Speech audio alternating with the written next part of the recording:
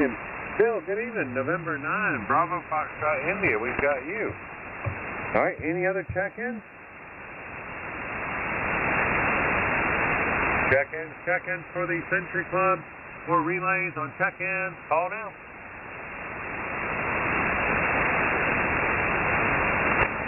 Hey, Whiskey 9, Whiskey Golf. Virgil, would you take likely one last look for check-ins? I could do that. Whiskey 9, Whiskey Golf, relays for net control. Looking for more check-ins for the Century Club, 40-meter early net. Please come now with your call sign and location.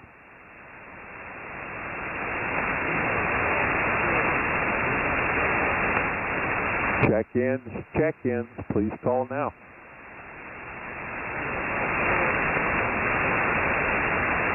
I hear a light one, Kurt. I can't pull it out. W9, WWT, back to you. All right, thank you. Thank you, Virgil. Anyone hear that station? Okay, let's do this round this way. Well, we can go down the rest kind of quickly. Victor Alpha 3, Yankee Kilo Tango. John, another call? Negative, Kurt, thank you for the next tonight. VA3YKC, the only white line is 42, and I can't hear much here either. So, VA3YKC, you and all the relays, and you're going through our team. Hi, John, K73, thanks for bringing Ontario to the net tonight. We got you going right away, and always great to hear you. That Victor Alpha 3, Yankee Kilo Tango is leaving our party. Number 11, November India, 0 Alpha. Ricky, another call? Yes, Mark, we're going to try line 40. 204 Echo Tango Lima. Any copy of November India, 0 Alpha.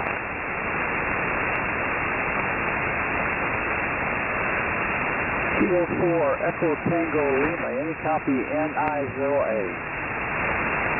Kilo 4, Echo Tango Lima. Robert, you're getting a call.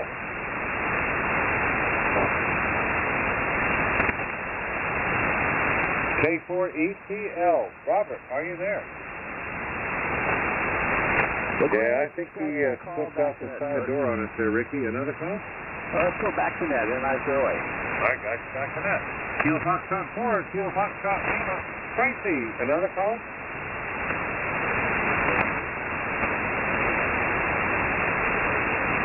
Roger, Tracy, we got you back to net.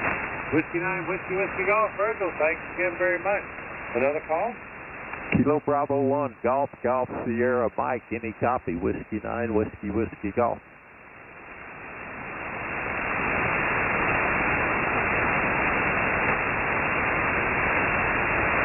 Kilo Bravo 1, Golf Sierra, Michael, any copy.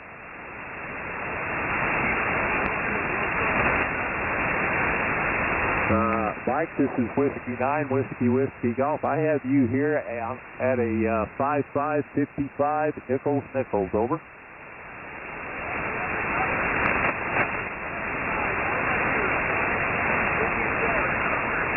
Roger, got the 57. Mike, thanks for the call back. W9, WWT, back to net. Hey, that's a good call. Great job.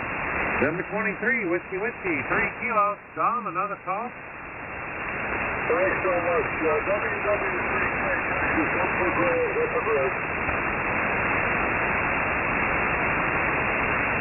I'm not hearing anything. Back to net. Roger, got you back to net. Kilo Alpha 2, Yankee Echo Golf. Alex, another call? No calls. Kilo Alpha 2, Yankee Echo Golf. No calls. I got you back to net. Whiskey 7, Delta Zulu X-Ray. Darlene, another call?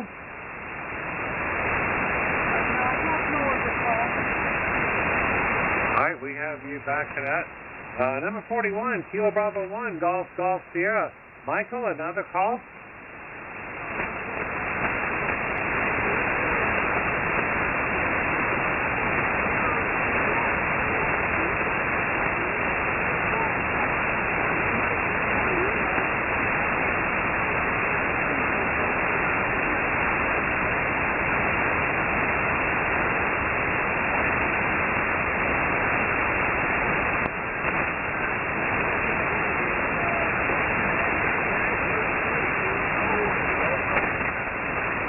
Roger, Michael, we got you back to net. Let's see, this station checks out. Hi, November 9, Bravo Foxtrot, India. Bill, good evening. Your call. Good evening, sir. You're sounding great here in Michigan. Kilo Bravo 1 Golf Golf Sierra. Kilo Bravo 1 Golf Golf Sierra. Oh, sir, Michael, you're 5959 into Michigan. Over.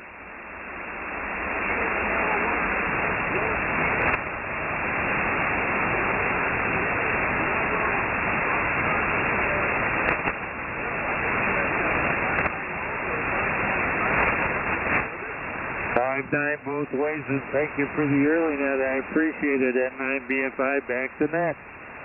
Got you back to net. Bill, would you like another call? Yeah, I'd like, I want to go back up to November India Zero Alpha. November India Zero Alpha. Ricky, last time we talked was 2022. Like to get a new card from you. You're 5959 into Michigan, Ricky. And 9 BFI from the 908. Thanks, Bill. Also 59, also 59. Get a card to you. Also 59, and I appreciate it. We'll get one out to you. And 9 BFI, thanks for the net there. Alpha, Alpha, 1 Alpha, November Alpha. All your special calls and all that. Hey, thank you, Bill. We got you back to that with 2 good ones. All right, would anyone on the list like another call? Give us your line number, your call sign, or put it on AIM. Anyone that would like another call.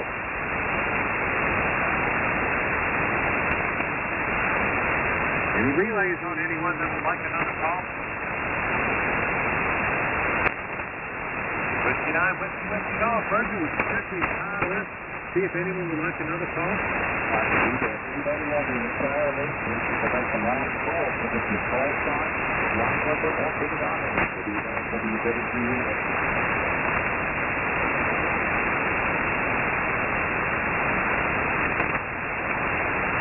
All right, thank you, Virgil. All right, folks, I believe the cows have come home. We have a website where you can find out more about our club and its operations. The club's webpage is www.3905ccn.org. If you're using that login, click on the club icon at the top of the screen. Here, I'd like to say a really big special thank you to the relay station, Scott. We have Whiskey 9, Whiskey Golf in Indiana, Kilo 6, Oscar Delta, India out in Nevada, Kilo Mike 4, Papa there in Florida, and everyone that helped make all the contacts that we did make happen. Thanks to everyone that checked in. The 3905 Century Club 40-meter early net is not the same without you. 7-3 and good night to all. The 3905 Century Club 40-meter early net is now closed. 7-3 Alpha Alpha 1 November Alpha.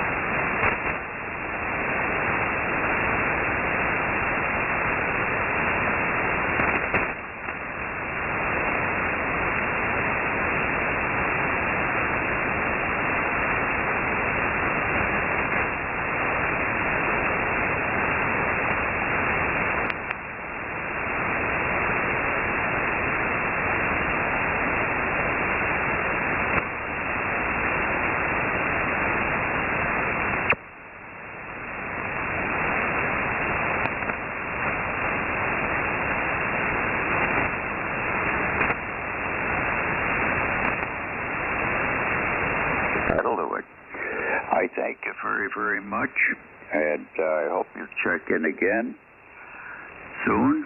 And we're here Sunday through Friday at the same hour as you probably heard when I did the welcoming. So thank you, and I hope you'll come back again as often as possible.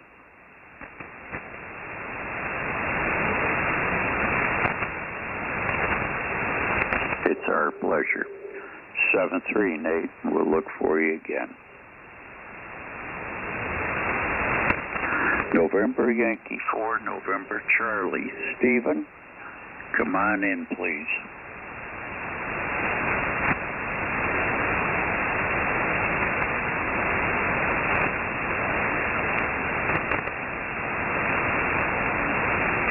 November Yankee 4, November Charlie. Stephen, it's your turn.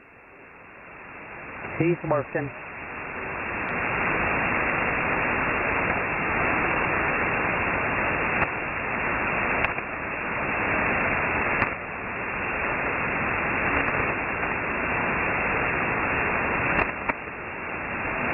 Is he speaking, Rob? Yeah.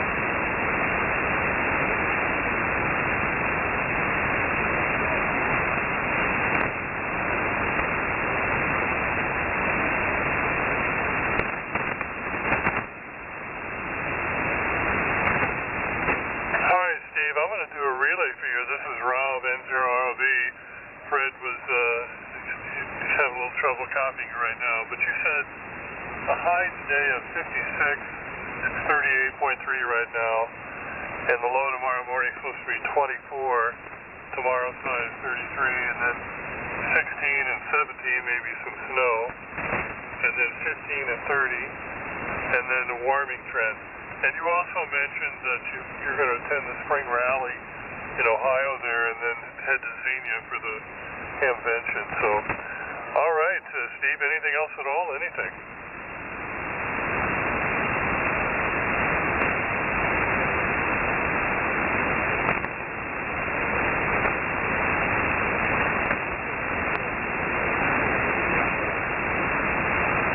All right, Steve, thanks for checking in, and Fred, back to you, K2HPG and 0ROB.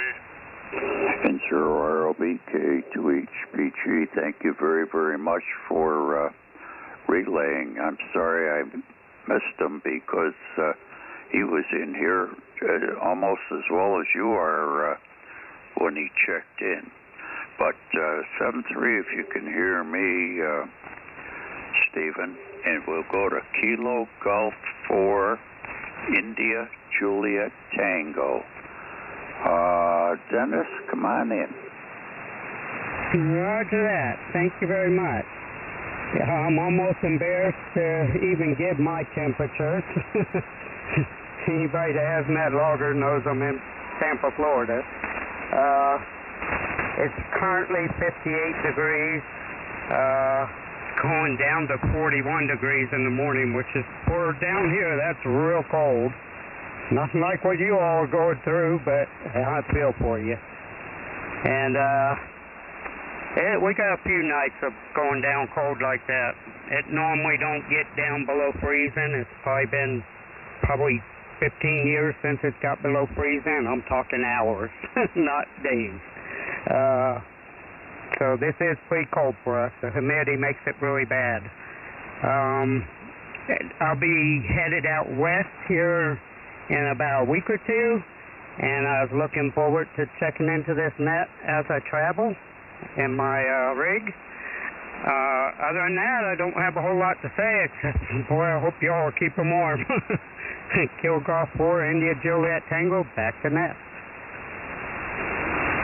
Kilo Golf 4, India Juliet Tango, K2HP3. Yeah, that's kind of cool down there for you folks. I know that a couple of people that I talk with on this net aren't going to be happy. Believe me, they aren't. And it'll get warmer, I hope. Things are going well. And we'll thank you very much for checking in.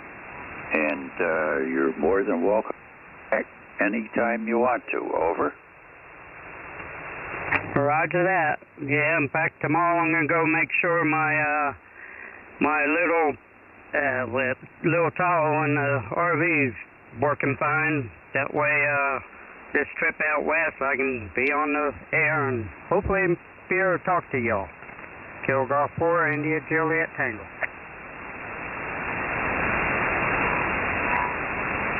Okay, Dennis, and check that out. Make sure that you're in good shape there. We'll catch you a little bit later. Kilo Golf 4, India Juliet Tango 73, K2HP3.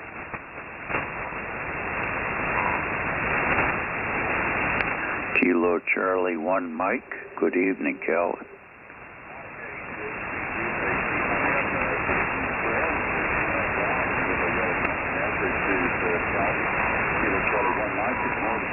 In Rocky State, Georgia, up near Chattanooga, Tennessee, where we're like everybody else. I'm not going to give you all the details of my weather because I'm just as cold as everybody else is, except for Dennis down there in Florida. He's fairly warm.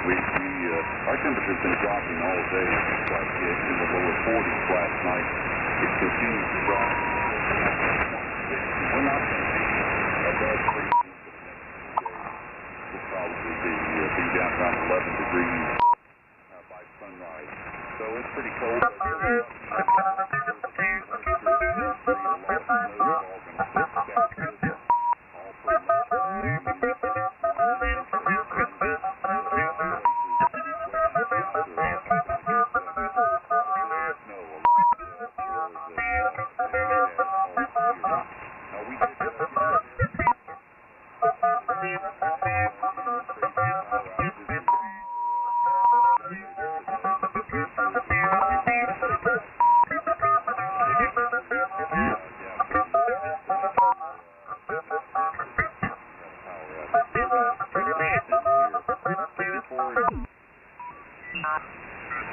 Get up. What's happening? Yeah.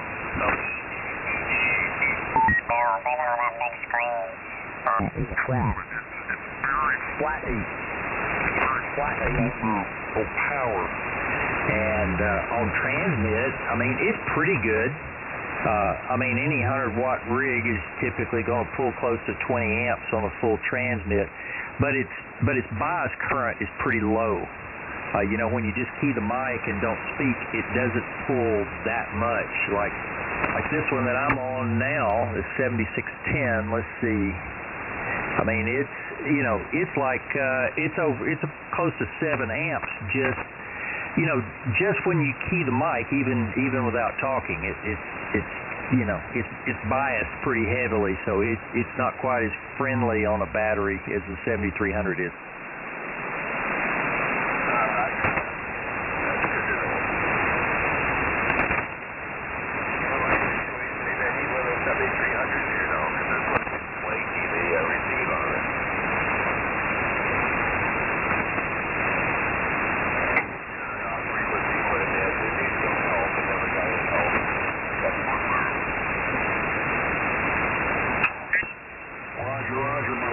girlfriend just west of Grand Rapids, where we are right now, but maybe 5 miles, 6 miles west of Grand Rapids. And we were out that way a couple of years ago, and it was a nice area there.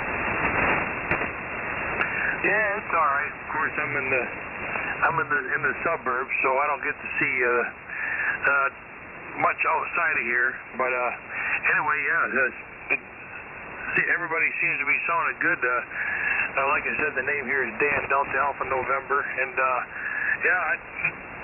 I think I've checked into this net once before. It's been quite a while ago, but but I don't think I'm running 100 watts, though. I think I'm about I am running 100 watts. Over. Roger. Well, that's getting you 10 over into the Twin Cities of Minnesota, so great signal there tonight, Dan. Yeah, I appreciate that. Well, it's a 200-watt rig, but I hardly ever go that high. But anyway, I figured I'd jump in and say hello. They're over. Roger. You sound fantastic. So nice rig and nice antenna, apparently. So thanks for checking in, and hopefully we'll hear you again checking in not too far down the wall. Yeah, I appreciate that. 7-3, I'll listen out for a little bit. All right. Sounds very good, Dan. Thank you. We're going to clear Whiskey 8 Mike Quebec Tango, then the other Tango station, ending in Tango. You want to come back again, please? All right, another 8 call with the Tango. This is Jim, I guess, from Troy, Michigan, right?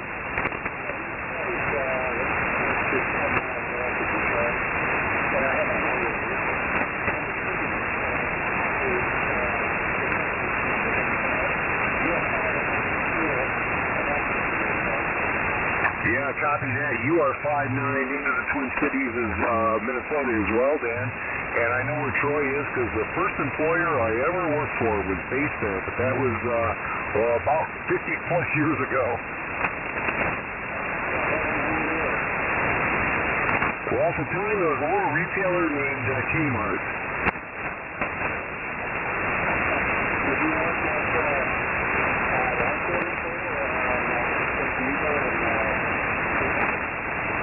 Oh gosh, no, I was in high school and I was in, our store was in a little suburb of Syracuse, New York called Mattygale, Mattygale.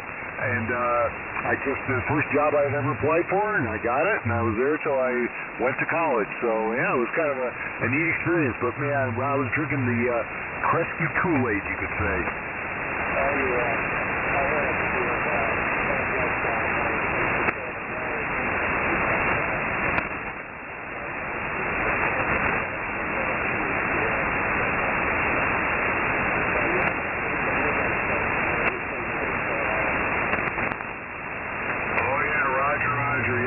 Plenty of those, and I was just a lonely stock boy till after about 6 months they moved me to the paint department, and suddenly I was an expert in all things wall covering. Got it?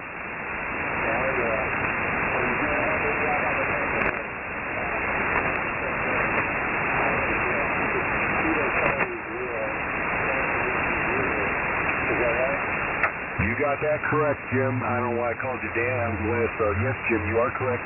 It's Kilo Charlie 0 Delta Whiskey Zulu.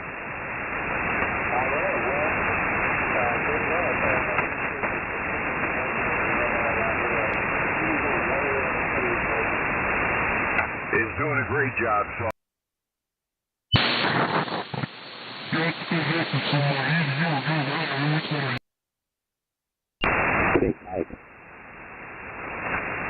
But she don't know how to tuck it too good because it was showing. You were looking? Well, goddamn, everybody was looking at that. Everybody across the United States saw that picture. Shit was bulging in that blue dress. Or turquoise, whatever color you want to call it. Transgender. Well, yeah. Well, she didn't have it tucked too good.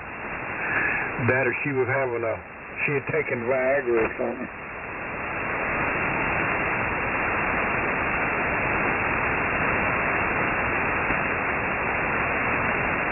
Well, just found out my sister-in-law got an extra pair of bracelets tonight. Oh, she got arrested again? Yeah. What a dumb shit. We've been telling her that.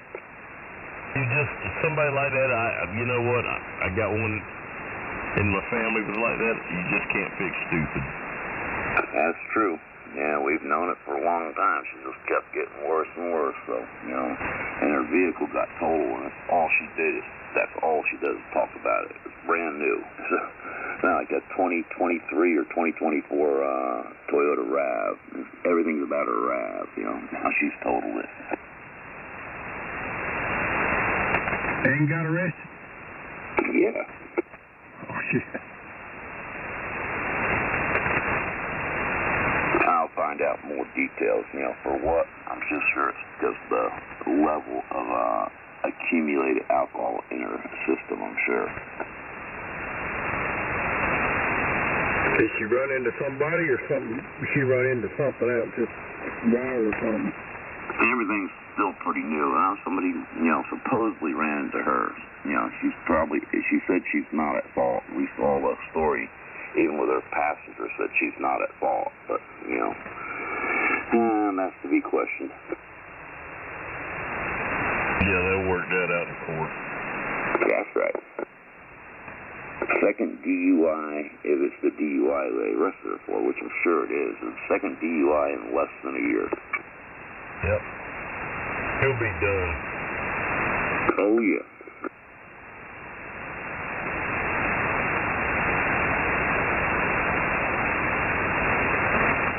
I got no pity for somebody like that because you end up killing or injuring somebody with a family and young kids and all. Pocket to you is all I say. Oh yeah, we've been saying that forever, man. You're gonna kill somebody out there, you know. She just threw us under the bus, you know. Don't want us, nothing to do with us. We're just the evil people. The Mandeville's are evil. Yeah. When it comes to something like that and somebody gets killed and innocent children and all that, because of their stupidity, I got nothing for you. I'm like all about throwing the book at you. Man, it's hard to work an accident like that too, man. It gets to your heart, man. It is hard to work something like that. Oh yeah, when kids are involved, absolutely. I've done it, been there, done that, and it is not easy.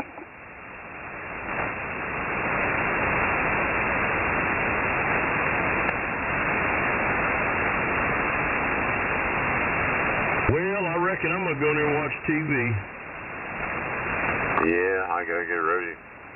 Go to bed because I gotta get up at 4, and you know how that goes, dude. Yeah. Well, I'm gonna be sleeping in, John. I'm gonna lay in that bed until 10 o'clock at least, like a real piece of shit that I am. Oh, that's right. That's right.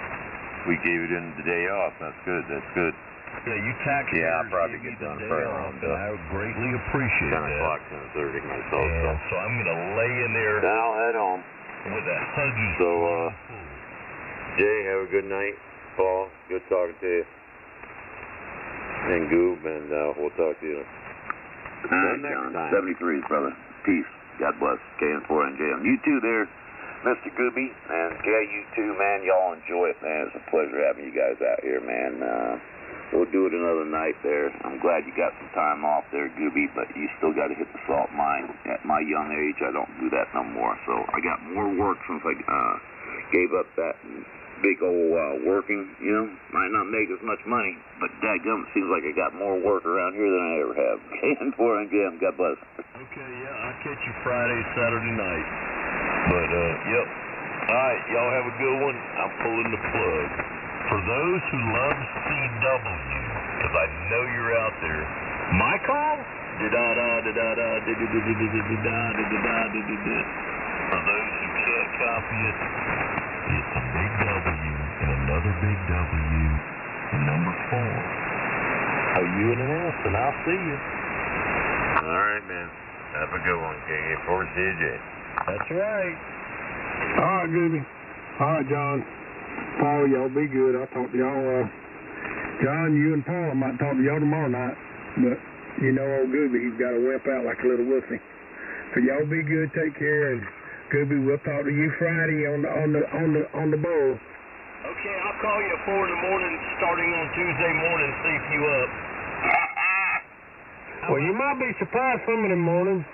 Especially as cold as it is, I might be up trying to fit up underneath the fire somewhere to stay warm. I'll be good. Take care. We'll talk to you over the weekend. I'll call you every morning when I'm up. Yeah, please don't. I figured not. Well, I don't care if you call me. You call me. Now, whether I answer or not will be a different story. I mean, I got the ringer up. If I hear it, I'll answer it. Okay. You're tougher than me. Okay, you answered. All right, Paul, you and John, don't give Jay too much slack in here. Y'all ride him like a damn bitch. Shut up, bitch.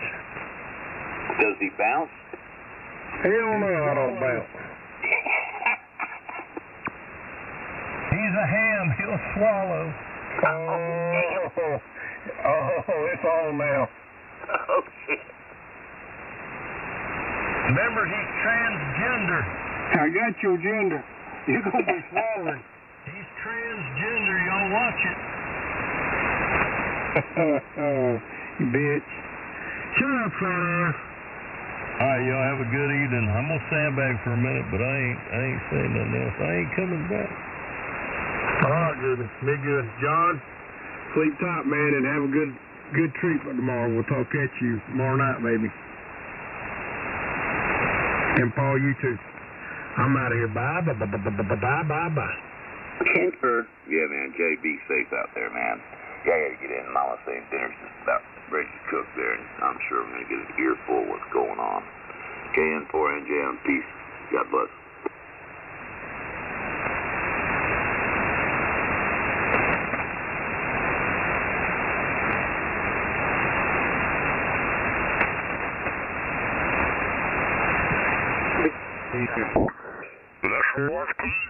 This evening.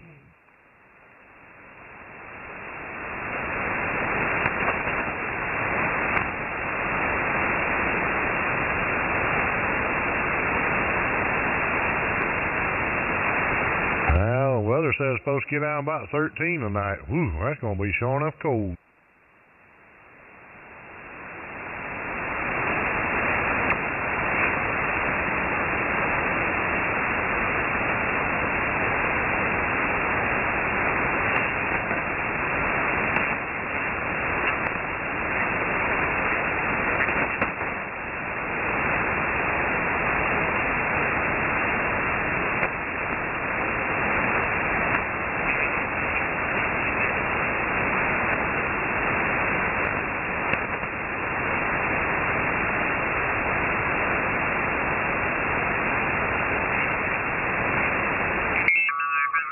Back in there. Go ahead, WW4ALC. It went up. I went out there just now. Pulled the adapter to your laser. Let's sit for a second, and I put it back in. I'm gonna send you a picture. Compare it to the first picture I sent you. In other words, it's working now. In other words, it's working. Yeah, so I'll get a good deal anyway. Yeah, I'll give it to you for $2. You didn't even pay $2 for it. Yeah, I did. Well, I'm gonna pay $200 for it. I'll just buy a new one. Now it's a diamond. Well, it won't be a diamond. It'll be like the one you bought. That's true. Then I get a warranty on it. Well, do you see it? I just now got it. I haven't looked at it yet.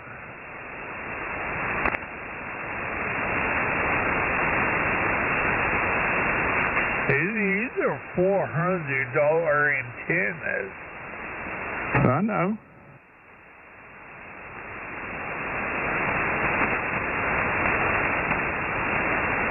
Did you say 150?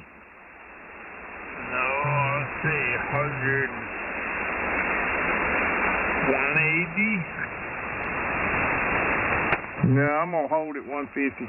If I'm going to put that kind of money on one, I'll just buy a new one. Okay, well, just buy a new one. I mean, it's worth that. It's worth 180. Yeah, I said I'd give you 100. 100?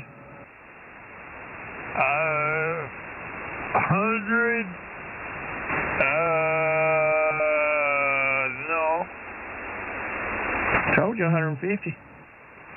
No. Hey, that's as high as I'm willing to go on a used antenna. All right, maybe somebody else will want it. K4, OLH. Steve Reed, Roger.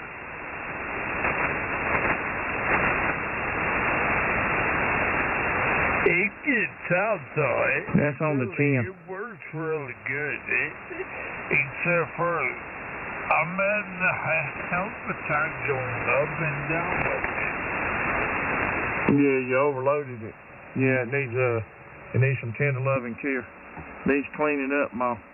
But yeah, 150, and that's my bottom dollar. It don't need cleaned up. Why does it need cleaned up? Do what? How do you take those things apart? Real careful. Yes, with a thing.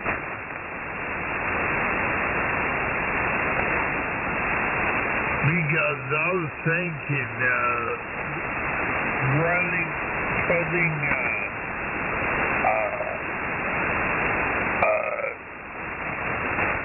that cleaner in the thing here. Well, you don't want to short it out, so be careful. Yeah, Roger. But I don't want to. I'm not taking it apart unless I know what I'm doing. Well, if you take it apart, you be careful and put it back together the way it's supposed to go. Because if you don't, it won't work. Oh, I know. I think 150 is a good price. You only paid $200 for it. No, I paid 180 for it. Well, see, you only out $30. Only?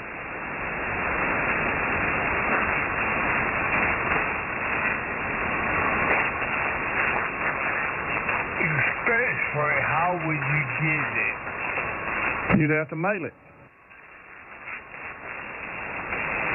Okay, I'll do 180. Mail. No, that's too much. Yeah, it don't cost that much to mail it. No, you give me 150 and whatever it costs to mail it. You gonna pack it good? Yeah, I'll pack it all right. You gotta buy a big old tube to put it in and all. But anyway, I'll get with you on it.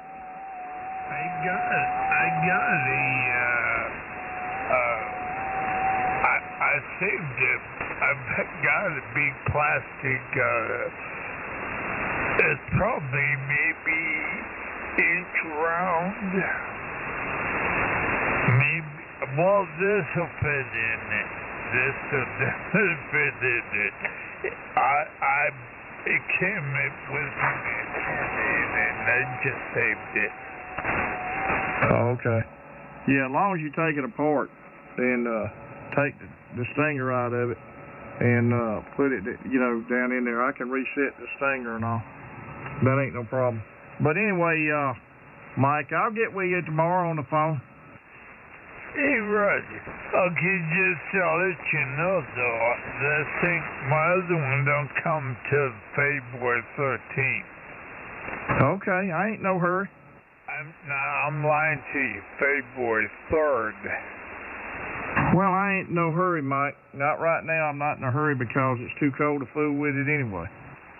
No, I get you. I'm just saying that's one. The other one, I get the new one here on February 3rd. Well, we'll talk about it tomorrow on the phone, Roger. Hey, Roger. Well, it's getting close for Jim and them to come on. So I'm going to go ahead and say goodnight to you, Wayne, and Mike, Patrick, if you're still in there, and Florence, Mike, if you're still in there. Enjoyed it, fellas. Y'all have a good night. We'll catch y'all tomorrow.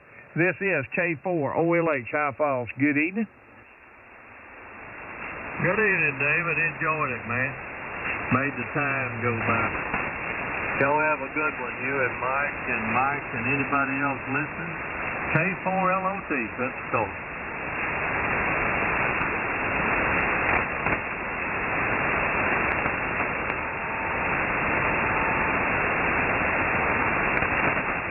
There's a pretty good hospital in Greensboro called Colon Health. And I looked at their financials, it's probably been about 5 years ago. They make an operating profit of over $1 billion a quarter. A quarter. Yeah, and Richard, you take the state of West Virginia. You have two. Mountaineer Health is not the largest, of course. Of course, they own everything in Huntington, but you have CAMC here in Charleston, and you have WVU Medical. Those are your two big healthcare providers in the state of West Virginia that own clinics and hospitals. But that huge consolidation is happening. You'd be amazed at how much that has happened there, and but yeah, and it's all about, as Britt just said, it's all about that bottom line profit and huge profit. Yeah. I've got into some over the years. I've got into some, for a lack of a better word, arguments with my family doctor about that stuff. I said, you guys don't care about people anymore. It's running them through here like herding cattle.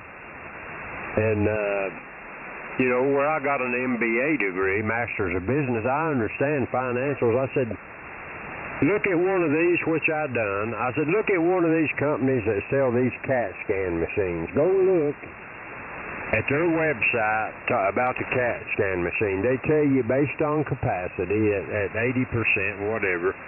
If you run it 24 hours a day, if you run it 12, they tell you how much money you can profit. I'd love to have what they make in 1 month to live on per year off of one CAT scan machine. It's mind-blowing. Oh, yeah, absolutely it is. It sure is. And I told him, my doctor, Dr. Russo, I said, they ain't nowhere in what I read on their website do they talk about they care about patients. I said, they're telling you how much money you can make if you run this machine at certain capacities, how much bottom line profit's going to be in your bank account. Don't say a thing about caring about no patient. Yep. Britt, I'll tell you what happened over here at ARH, Appalachian Regional Hospital, where Hester spent so many years.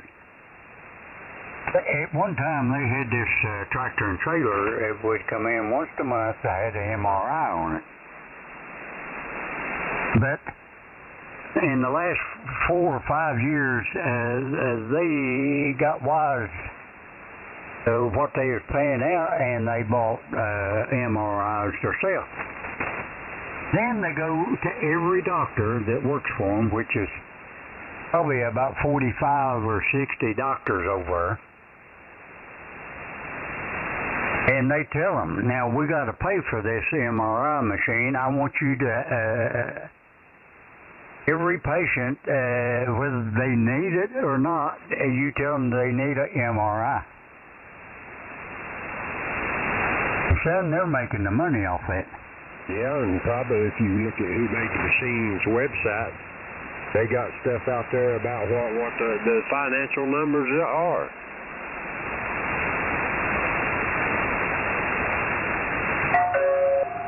Yeah, it is all changed from patient care and caring about, as you just said, Britt, taking care of the patients and what they need, and it's all gotten down now. It's broken down by how profitable each department is and the medical facility as a whole. W8GN. W4UV. W8DR. And I'll tell you something else, just like we was talking about a while ago there, James, there's no competition anymore. You take one big corporation on three or four hospitals. There's another thing, guys, that's public knowledge. If you want, and I haven't done this in a few years, but it's on the internet. They have to publish what they pay these doctors to prescribe medicines, and I looked at that because I wanted to see how much mine was taking on them. There was doctors from one pharmaceutical company down around like Charlotte, North Carolina, making a $75,000 kickback a year from one pharmaceutical because that doctor prescribed so much medicine of their medicine. $75,000 a year. Bill, James and I were talking about that before you come in there a while ago, Britt, about the pharmaceuticals giving the doctors kickback for getting people hooked on this skit. Yep, it's on the internet. It tells you you can do a search and find the details, but it's public knowledge how much they're getting paid by different pharmacy companies.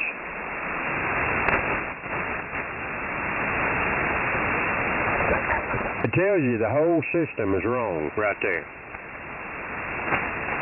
Yep. And we all know if you're a business, you have to make a profit. You know, that's, or you don't exist. But, man, I tell you what, I thought a lot about corporations and companies and how they're ran today, and that constant need to grow and continue to grow, to answer to their shareholders and that bottom line. And that's the only way they would see increased growth is they either have to cut something and increase sales or gobble somebody else up and increase sales that way.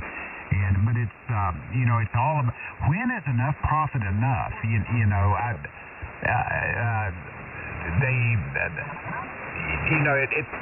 They will never be, they're never satisfied with, say, a $20 million a year profit. The same year over year. They're never satisfied with that. It always has to grow in sales, always has to grow. And I guess that's a side effect of the corporate environment that we all live in.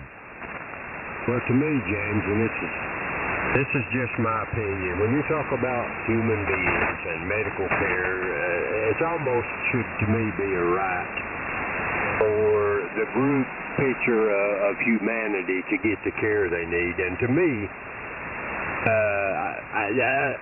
some of these doctors, plenty of these doctors, particular surgeons, make millions of dollars a year. They're not worth making, they shouldn't be able to charge people that kind of money. Yes, they need to make a good living. Yes, they need to have a nice home and live a good life. But do they need to make, one guy need to make $5-10 million a year in the medical world? Not to me.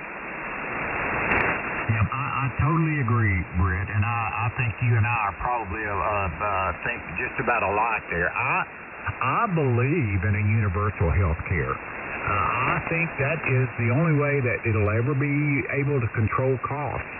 I don't believe in its current form that we have here. Of course, it's not really universal health care. And I think there needs to be a lot of debate and a lot of research done, and it needs to be bipartisan, and it needs to be done right. And it's not going to happen in 3 or 4 years. I think, this is probably going to be a 10, 12-year program. But I do believe in today's society, everyone should have access to good health care. Health care that would save your life.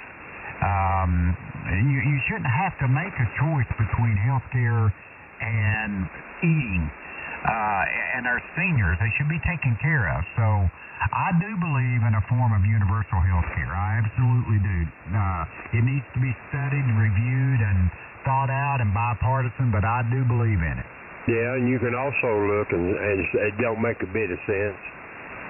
An American shouldn't have to pay $10 for appeal, or sometimes $50 for appeal, depending on what it is. And in another country, pay 75 cents for the same exact appeal. Right. Yep, absolutely. That's crazy. A lot of that goes on. Yeah, Brett, I couldn't hardly believe what Randy told us the other night, that his medication he takes every month was $27,000 a month.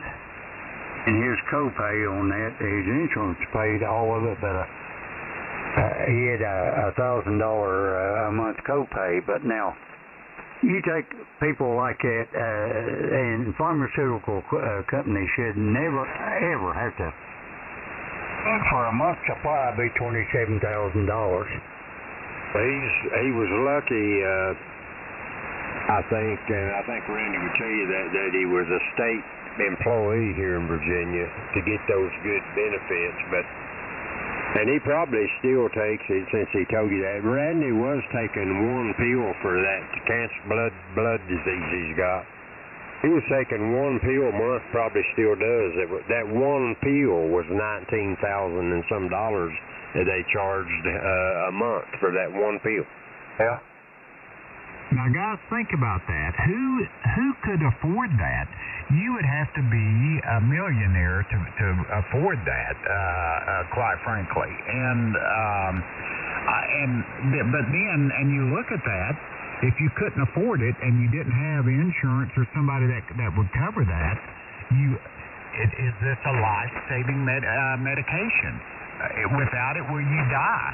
And if you can't pay for it, how would you get it? It's crazy. Well, what he told me, James, is that he's lucky that the state pays for it, and if they didn't, he would die, and if they ended up cutting it off, he probably would be, soon dead. That's what I'm talking about. That's crazy. In our civilization here, that should not ever happen. Anyway, that particular appeal, we're just raking it over the coals, and I guess he still takes it now. He told me that a few years back, but I would imagine he still takes that one. Well, he was telling us the other day that he didn't get his medication. I don't know whether it's UPS or FedEx or who delivers it every month for him, but he didn't get it. Now he got to looking around the neighborhood and found the package on a neighbor's front porch, and went and knocked on the door and told him, he said, "I think you got a package here that belongs to me." And sure enough, it was, his. But Lord of mercy, something like that happened, and he didn't get it. Well, my dad, when he had that heart transplant, that's been 20-some years ago, he's gone now, but that's been probably 25-plus years ago when he had that heart transplant at Duke. His reject medicine was several $1,000s alone a month. Yeah.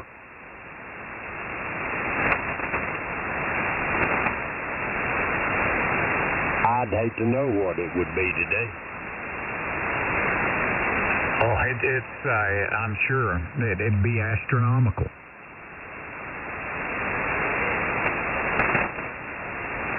Well, guys, that's what I hope they fix some of. I'm hoping that Trump actually does some good. I think he will, but will he really? I won't be shocked if it don't all crumble. It won't shock me a bit, but all this money they keep pumping into illegals and giving away to whoever in the world, Ukraine, billions of dollars, and Barack Obama putting 200 and some million or whatever it was, 100 and some million of cash on a pallet and sending it to Iran. This stuff needs to stop. Yep, there needs to be an oversight up there, and I hope that this is the start of a long tenure of that DOGE oversight and for wasteful spending and stuff like that. But I'm afraid lobbyists and politicians will water that down over time. WAGN. WAGN. Well, that's the reason the Democrats hate Trump so bad. He's about ready to take their gravy train away from them. Guys, in my opinion, and I do believe this, Donald Trump has a unbelievable opportunity on his hands right now to show the people of this country what can be done. One of the things I haven't heard mentioned that I wish somebody would put in his ear, he needs to send a team in to clean Chicago up, to clean Baltimore up, and stop this black-on-black killing and all this crap that the Democrats let go on, but they claim they love the black people. He needs to go in there and clean that town up whether they like it or not. The people will see that. I'm with you, Brett. I believe in the American dream, and I think Americans as a whole will see. I'm thinking the big majority of American folks, and I'm talking a huge majority, want a safe place that they can live and raise their family without fear of their life and walking out on the street and getting shot. If he just does common sense things, and there's a million of them, just like that example I gave you right there, that he could start showing these people that the media and these liberals have been lying to you and selling you out all along. It ain't hard.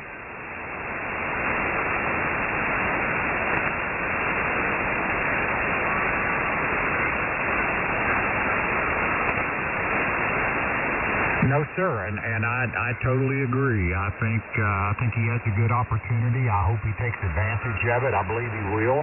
I think he has. His heart and head in the right situation. We were talking a little bit earlier, Britt. I have never seen folks that would fight him at every step of the way, and no matter if they believed in something, if Trump was for it, they was against it and fought him every step of the way. But if they would just say, we'll get you next election, but support the things that are good, man, just think of what could happen. Well, the reason they're against him, James, is when he says he wants to stop illegal immigrants, that stops their votes. Everything he's talking, which is conservative values, stops their little game. And that's why whatever he does, they got to stop him, because there's the threat.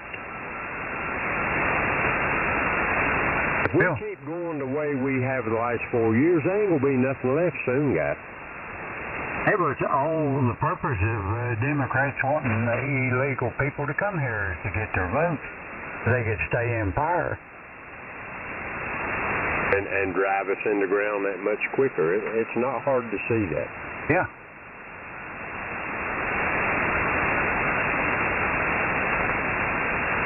Boy, if I didn't be anything I ever watched in my whole life is give the medal of freedom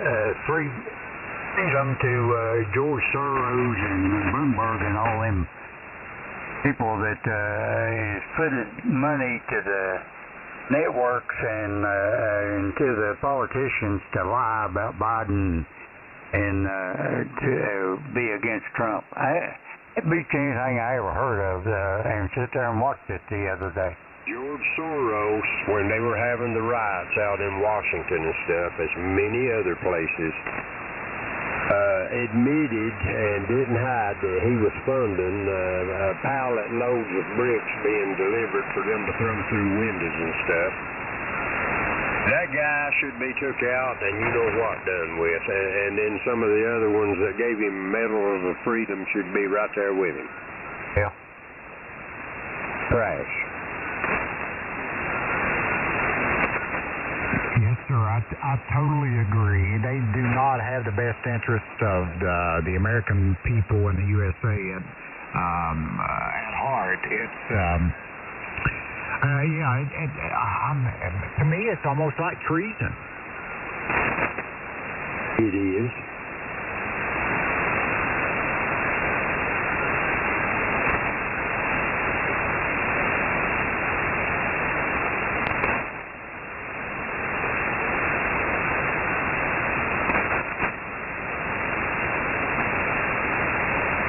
The standard of living for the average American, guys, has tanked in the last 20 years. People have to see that. How much you pay every month, how much a new car costs, a lot of things. You know, the middle American is kind of gone. I tell you what, just as an example, the pickup trucks, if you look at new cars, pickup trucks and SUVs, it's amazing to me. You go back and look 5 or 6 years ago what they cost, and they were expensive then. But my God, they're up 50% just in 4 or 5 years to what they were, back then. It's crazy. Well, Trump has got a golden opportunity. I'm going to predict he half blows it, but we'll see.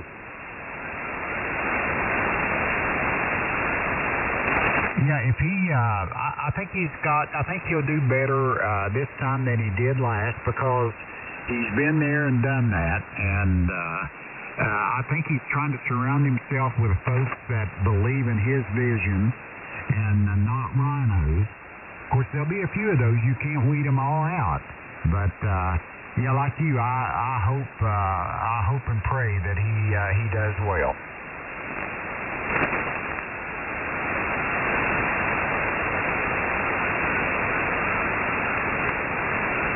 If he blows it, James, I think we'll be finished 10 years from now. It'll be pretty much over. And if he don't blow it, A.D. Vance will be your next president. That's what I'm hoping. He does a good job. Vance gets in, and we're back to. It's kind of like Geraldine Ferraro back when the second time Reagan ran.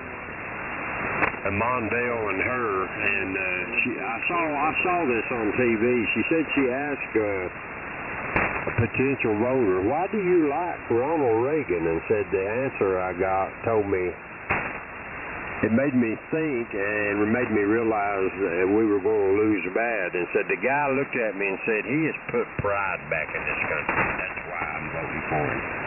And they lost in a landslide. Yeah. I think he won one or two states. It might have just been one state on that his home state, I believe. Oh, he won 49 out of 50, as I recall.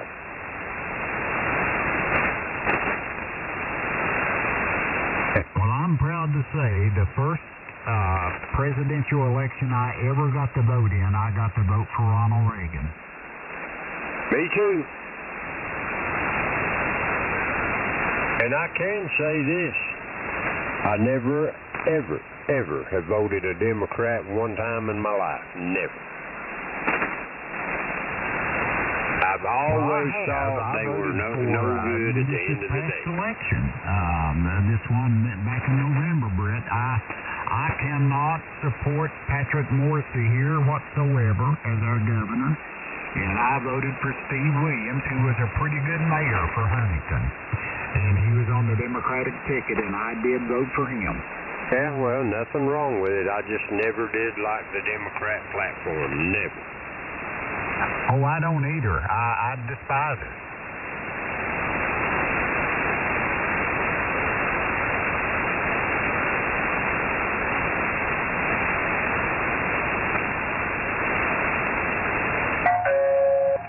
W4UV.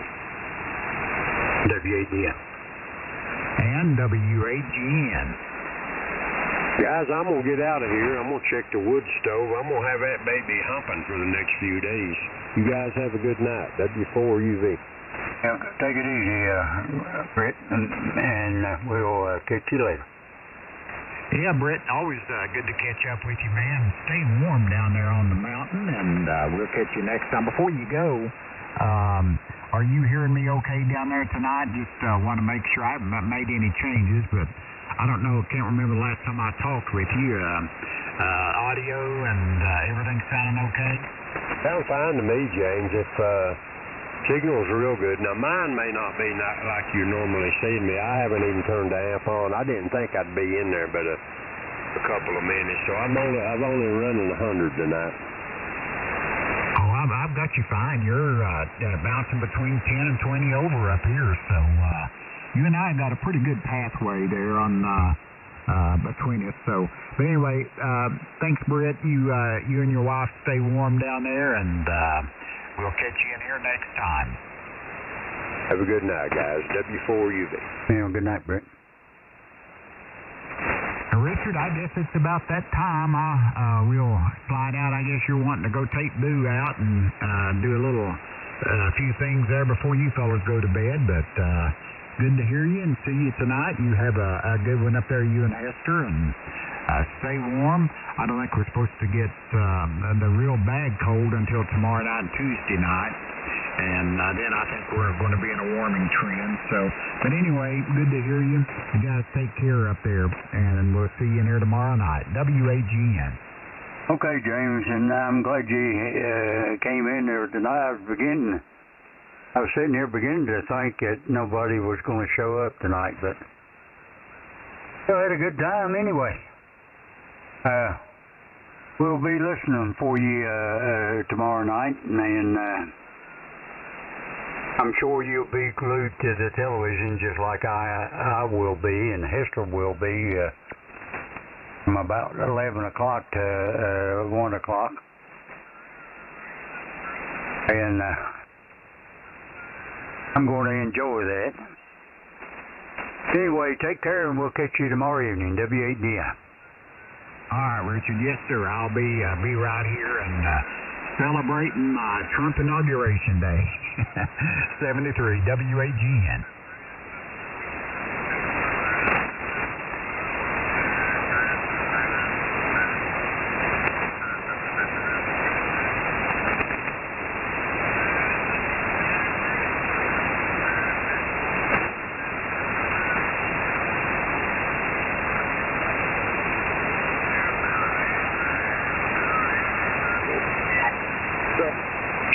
KC9QJE, thank you. I'll jabber at you on the phone sometime. Yeah, give me a shout. I'll look up the dimensions here on the 80 meter. I know I've got a model of it here on the computer.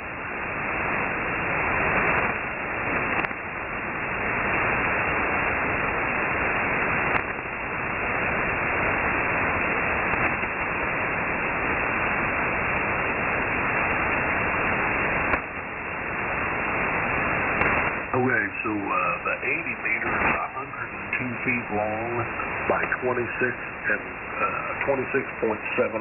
feet high. And if you feed it midway on one of those vertical legs, it gives you real close to a 50-ohm match. Gotcha. Thank you.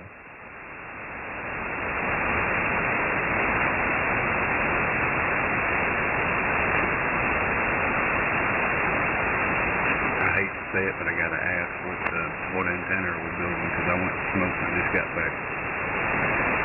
Oh, it's one that I ran years ago. I called it a boxcar. It's a rectangular loop that is hung in the vertical plane. The long sides are on the top and bottom, and then the narrow sides on the ends. And it's roughly a 4-to-1 ratio on the length of the side to the end. This one was had one for 40 meters and one for 80 meters. It's basically a bi-directional antenna that gets low radiation angles on 80 meters and 40 meters. Worked really good for working DX on 40 up into Europe and down to Australia and New Zealand, etc. And on 80 meters, it was a great coast-to-coast antenna here on 80 meters. Cool, that sounds like something I need to play with. I really enjoy building antennas like that. Now, the only real downside to it is that it is quite narrow banded. You kind of need to tune it for the frequency that you want to run on, and you can run it real easily. It's a near 50 ohm impedance at the feed point when you get it set up, and it works really well. That sounds pretty good. And I actually just went today. I heard you say the highest of it.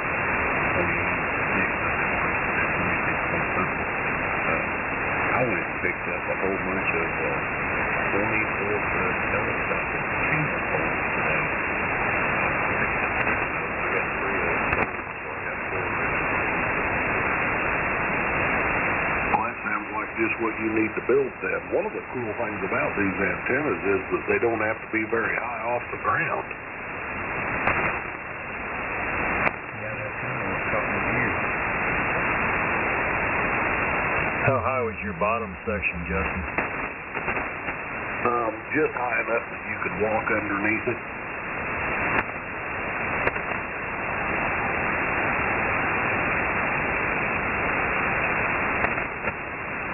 Mine kind of ran on kind of an angle. My yard slopes a bit, and I was running it between trees. And it was higher on one end than the other, but on the end closest to the house, I could comfortably walk underneath it without ducking, and I'm just short of 6 foot tall.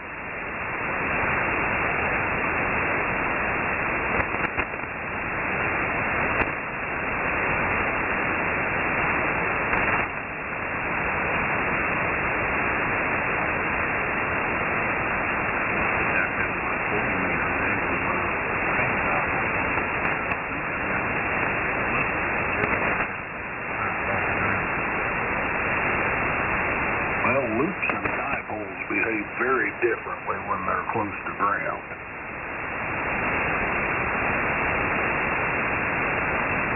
Well, that was my first fan. I've never tried to build a loop, but I keep hearing all y'all talk about it. I talked to Terry down here in Arkansas. I don't know if y'all know him or not, but he runs a lot of loops.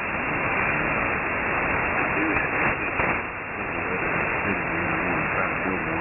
just to play with it. I don't know. I guess I'll have to see what my ears hear if I'm going to keep it or not. I sure do love my loop. Well, I try and do an antenna experiment at least every year. I try and do something new and different, and that was one of them that I ran. It's been several years back now that I was running those. I had one for 40 meters and had one for 80 meters, and that was about the time that I first met Tim on the air, and we were running 40-meter AM, and like I say, he can tell you how well those work. We used to talk quite a bit there on 40 meters, and then he came up, was in the Kansas City area one day and stopped by here and had dinner with us, and got to check out the station and the antennas and all that sort of thing, and kind of got an eyeball on what I'm doing here. That was 2015, Jason. That's when that was, because that was the year my mom passed. Oh, wow. So it's been 10 years now. Yeah, because I was in the old house out on the lake. It was before I moved down here. I moved down here in 2016 when my mother-in-law passed. We bought the house here off of the estate. So it was 2015. Time flies when you're having fun, huh? Absolutely. Why I was asking is, I've got 2 loops. I've got this 160-meter loop, and I've got a 40-meter loop. I was wondering if there's any way I could feed these in phase and get the 40-meter loop is really close to the ground. It's an NVIS loop. I was wondering if I could get some kind of a where it has the properties of the big loop and still has the NVIS properties of the little loop. I thought about trying to feed them together, you know. I could take a look at some modeling and see if I can figure something out, but I'm not aware of anything off the top of my head. And you're running horizontal loops, is that correct? That's correct. My 160 loop is 65 feet off the ground. The 160-meter loop is, and the 40-meter loop is about 20 feet off the ground. So, and they're both horizontal. Yeah, those are definitely going to be cloud burners, pushing everything straight up. Let me do some pondering and digging in some books and things like that and see what I can come up with. I've got a pretty good library here, and I kind of enjoy researching that kind of stuff. So let me do some digging, see what ideas I can develop. Yeah, that'd be great. Let me know. I know you used to play around in the modeling software a bunch. I didn't know if you still did, but yeah, let me know. Thank you. Oh yeah, I'm actually sitting here looking at the modeling software right now. K9BAU50. K9QJU50. And who will be CP? Guys, I'm going to have to say goodnight and get out of here, but you guys have a good night. We'll catch up with you real soon, and Tim, give me a call whenever it's convenient. I'll do it, Justin. Always a pleasure, my friend. 7-3. Have a great week. 7-3, Justin, and 0 arson. Good night, Justin. 73, Justin.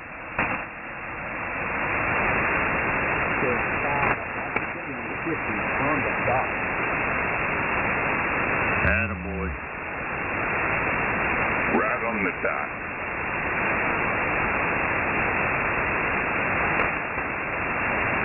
So what's going on over there, Ryan? Oh, you know, it's staying warm like this late, around 13 degrees. Yeah, it's a little cold over here. I ain't looked in a couple hours. It was down to 10, but it's supposed to go up tonight.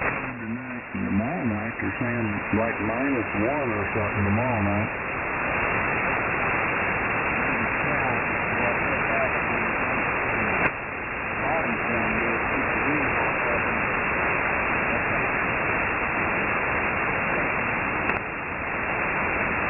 Oh yeah, man, they got to if they want to stay warm.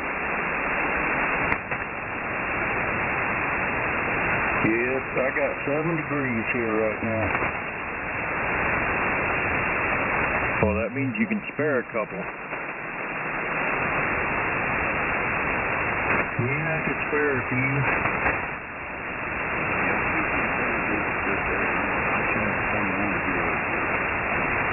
Yeah, we got 10 here, so we're still double.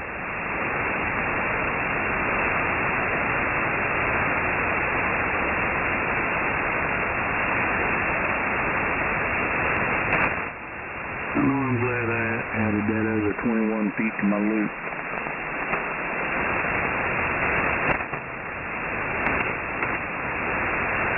Did it make it drop in better? Oh yeah, I had Brian was in there talking earlier, man. I had him at 9 to 10. You never had him that high. When I had it was 253 feet, and this past week I added another 21 feet, so now it's 574. And holy cow, man! I mean, I thought it made a difference from people around here, but I've been waiting on him to get on here and really test it, and it definitely made a difference. Yeah, I could hear it pretty good tonight myself. Probably about the loudest I've heard them. I think I got about a little over 300. I want to say 320. But my height's varied, going around because of the trees. But it works though. And 0 arson. Yeah, mine's between 30 and 40. Yeah, I know there's some parts that's about 30 feet and some that's 40. But it works really well. I'm liking it. And it might help with this new star tuner too, because I can get it down to 1.00.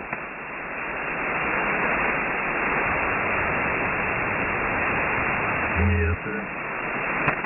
Yeah, I picked up a tuner over the weekend up there at the ham fest up in Collinsville, and it seems to have a little less loss, or a little less loss than the other one. I was running the Versa Tuner 5, and this is the T differential MFJ, Less knobs, more touchy, but seems to have less loss. Sounds really good.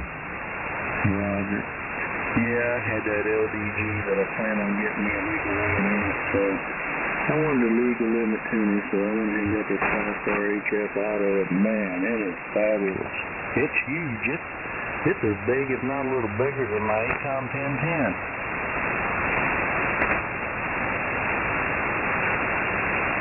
Yep. I got to store up all that garbage your antenna's filling, so it's got to be big. Oh yeah, and I like, it's differential tuner. I can use it as auto or manual, either one.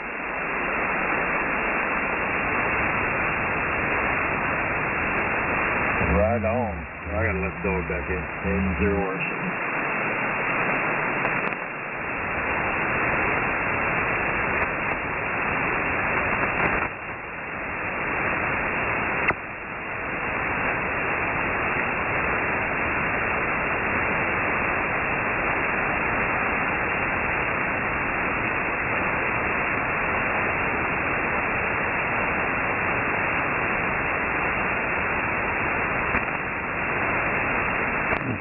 Sounds like everybody's out of words tonight. I'm just sitting here listening. Steven? Go ahead. How high is your ground noise? How high is the noise? Well, I'm listening on my SDR, so it's pretty low. I don't know. I can look over there.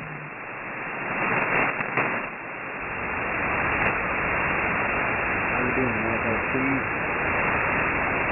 What'd you say there, Ryan? Well, I'm doing pretty good, but I got a lot of noise for some reason. And it sounds like a wall wart or a water heater or something like that, Got a noise blanket on there? Yeah, I got it. Everything I got on is blank. It's probably the heating elements we put in today. But I got a 9 in noise. It's pretty loud. Okay, I've got it down to a 5.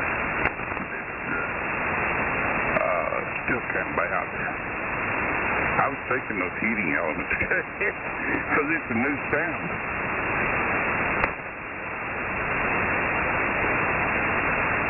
Yeah, I can come over tomorrow and make sure that ground's good and everything. Or we'll check it out. Oh, we'll get together tomorrow. I'm sure something over here breaks down.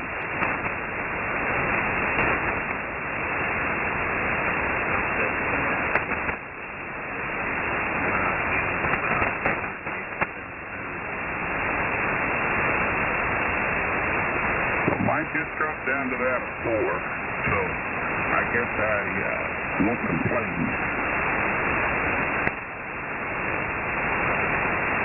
Yeah, with mine wide open, I've got a 4, between a 4 and a 5. That's with the radio wide open.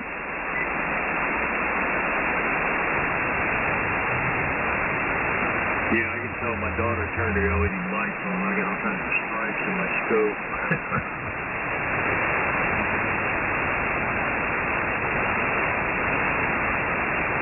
Hey, Wayne.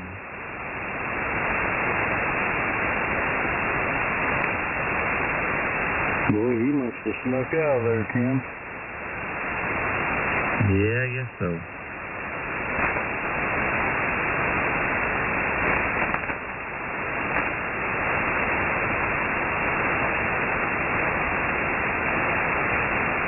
Well, I think I'm going to take you out 3 or 4 o'clock, and we'll be here before you know it. 73 there, Russell. Have a good night and stay warm, and hopefully we'll catch you tomorrow night. 73. Have a good night, Russell. 73. 73, Russell. Have a good night. And you got it. CW net. Not I. And 0 arson. Yeah, I do.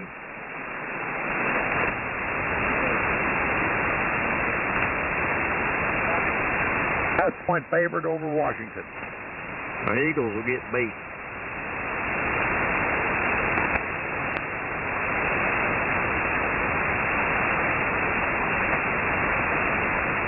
If the spread was bigger than that in the Kansas City Buffalo game, I don't know, and it may change as the week goes on. But I'm telling you, if the spread was bigger than that in favor of Kansas City, if it was, let's just say 5.5, I would feel like Buffalo might win that game then. But I don't know, 1.5, boy, that's kind of a toss-up. Well, I've watched the last 2 or 3 Kansas City games, and maybe it's just me, but boy, them referees sure take care of them boys. That one yesterday where they gave that unnecessary roughness call when Patrick Mahomes scrambled out, boy, that kind of looks bad, don't it? It sure looked bad to me, I know that. Yeah, I mean, if that had been any other quarterback, he'd have been allowed to take his head off.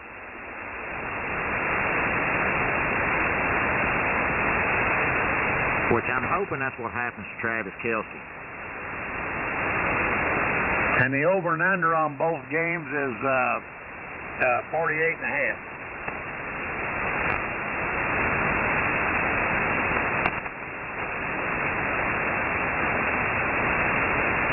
I think that's probably going to be about right.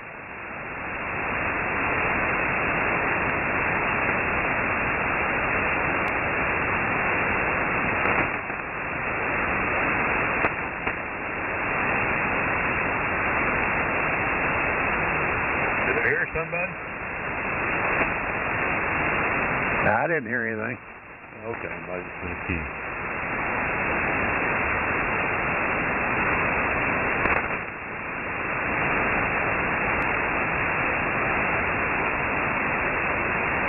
I don't know, man, but I think my biggest problem with Philadelphia, I don't think Jalen Hurts, in my opinion now, and I watched him for a long time down here at Tennessee.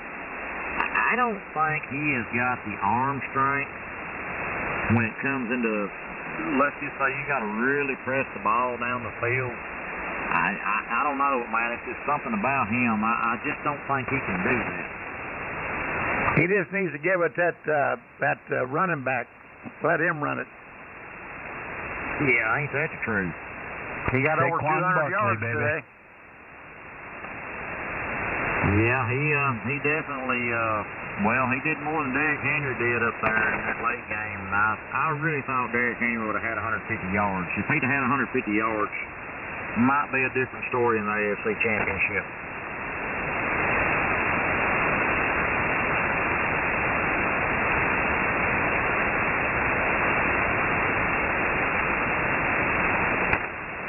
WA906. Evening, Rick. Hello, Rick. Hello, everyone. Jim, I guess it's just Jim Allen and Mark, huh? So far. Doug was in here, but he said he'd be back. Oh, I hope that guy didn't come back.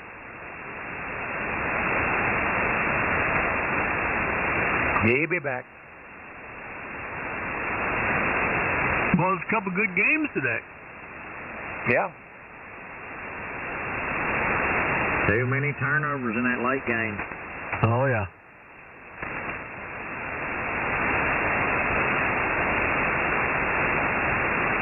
JJ4, JJ5, right at DOS. Go ahead. Wondering how everybody's doing tonight. Trying to stay warm. Is that you, Tim? That would be me. Seven, hello, good morning, good evening, and all that good stuff from WA906.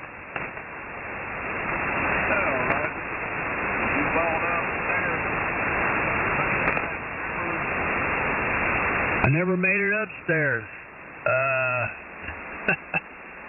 Upstairs, I have a bonus room, as it's called, and all the stuff is in the attic.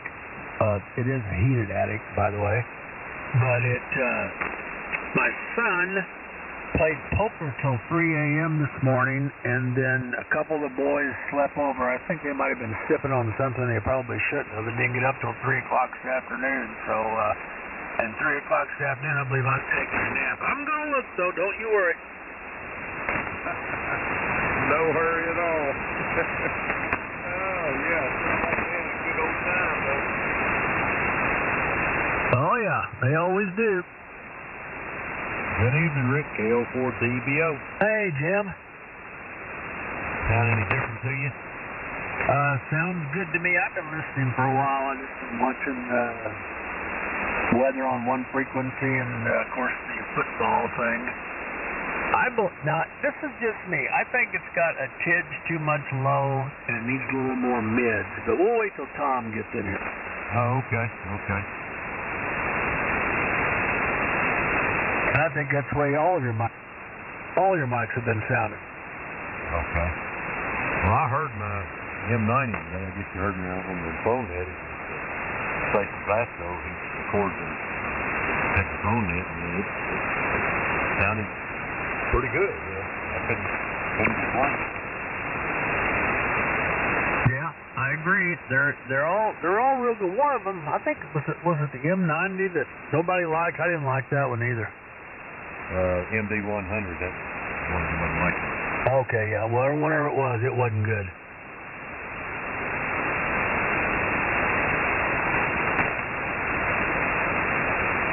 KO4EB on the group. Yeah, it almost sounded like to me that MD100 almost had so much bottom end in it. It almost sounded like it had a little RF actually.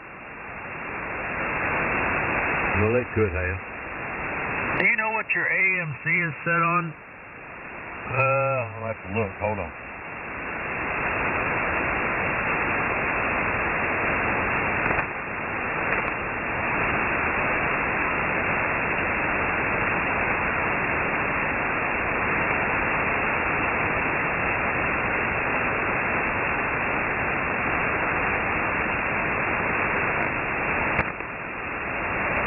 What's your processor level on, Tubbs?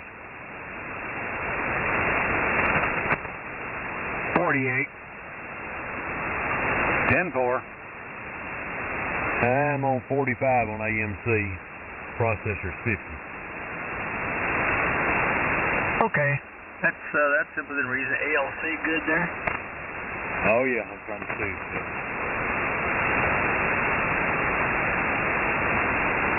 Alan, it really doesn't matter about mine because it's going into 16 different things, and you're about the same way, too.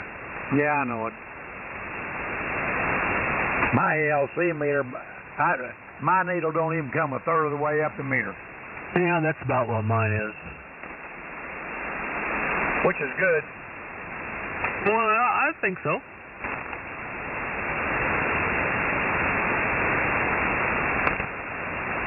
And you guys run your processor on 48 and 50? Yeah, that's what mine is. My ALC is they're not even moving. This processor's on 50.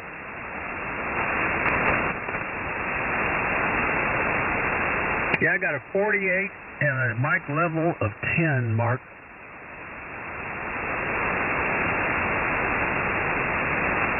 Okay, yeah, I run my mic level at 22, and then my processor's on 30, but my ALC doesn't move at all. Well, this one ain't moving much, just barely. Well, I'm running into a Yamaha mixer, into a DBX 286, into a Aphex 204, so they've all got gain and processing, you know.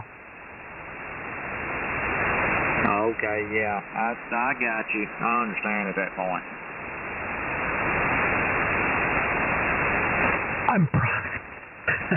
I'm processing the processing. You having stuff work on awful hard, aren't you?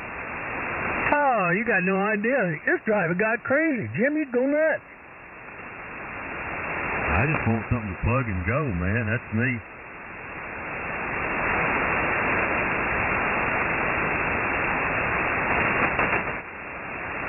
Yeah, went down to see Steve. He was out in the war room. He He had his brake fired up, had it on for a couple hours. He's gonna try and get on the brake net. Oh, I hope that guy didn't get on.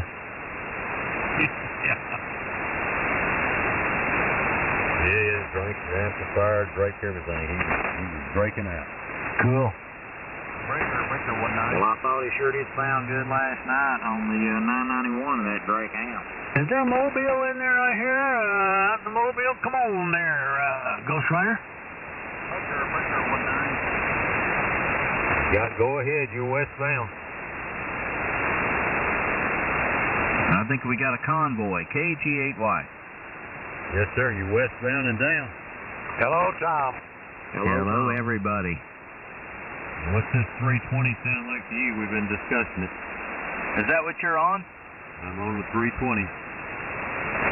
When you're looking down the microphone, look at that switch. Which way is it, to your left or to the right? It's to the left. Flip it to the right. Yeah, mine's to the right. Well, I guess it depends on how you're looking at it. I'm to the right now. How's that? I mean, it's subtle, but we got to hear you. All right, there we go. Murray had a little lamp. Well, of course, that could have been the... I had it, depending on which way you're looking down at it. This is the switch was facing me, not to the front, so one way or the other. I got it where Steve had it sitting back here. I was going to say, if you put your nose on that microphone while you're talking into it, and you look down and you look at that switch, is it to the right? It's to the right now. All right, well, we might need to tweak some of that EQ now, but we'll hear you for a little bit. All right. Well, that's kind of what I thought. So, I've got this big stand that's got it in here, and I've got it out of the stand holding the mic and holding the trigger at the same time. So that's interesting. Yeah, it's a big old microphone. Oh, yeah. Alright, KO4EBI in the group. I'm going to the kitchen. Be back. It's a big old microphone. That's what she said. WA9OCO. Come on back, Mark. W9ATB, 11 after. KG8Y. KO4DBO. Yep. Better ID. He's not on here and got a hot going.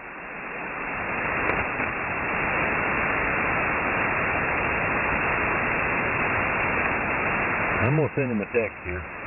Tell him, where are you?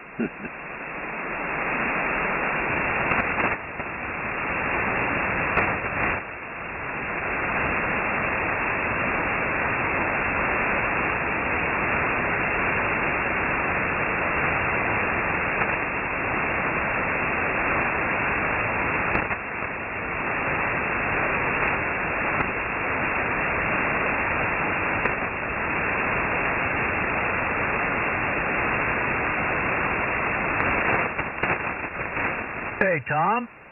Yeah. What happened to you yesterday evening, buddy? We didn't hear you.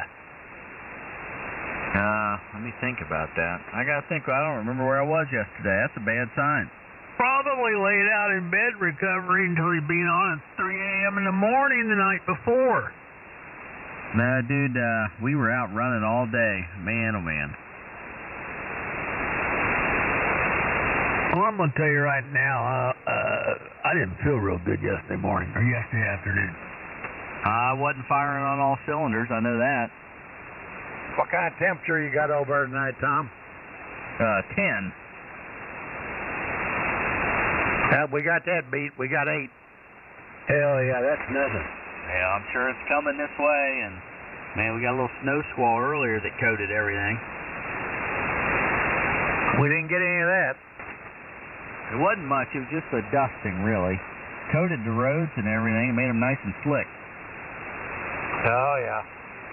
I tell you what, I'd rather drive when there's a foot of snow out there than when there's a little dusting like that, man, because that gets slick as snot. Yep, sure is. And then everybody wants to drive, you know, like it's just rain or something.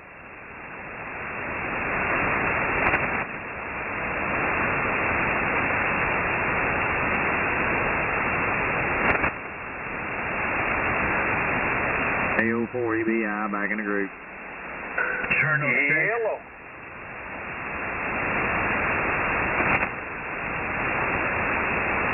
Over. What, Rick? Did Mark, you turn those steaks? Man, let me tell you something. I was busy earlier and had a friend cook tonight. He cooked baby back ribs and had baked potatoes. Over. Well, that's terrible. I don't see how you stand it. Alan, the Channel 44 guy says it's going down to 2. Well, 2, 8, I don't know. Can you tell the difference? Oh, well, hell yeah, if you're standing out there in it, I can. Well, I'm not going to be standing out there in it. W9QNE. Oh, my God, what is that? That sounds like crap. Was that you, Steve? Hello, Steve. You sure are narrow. You know, that's great.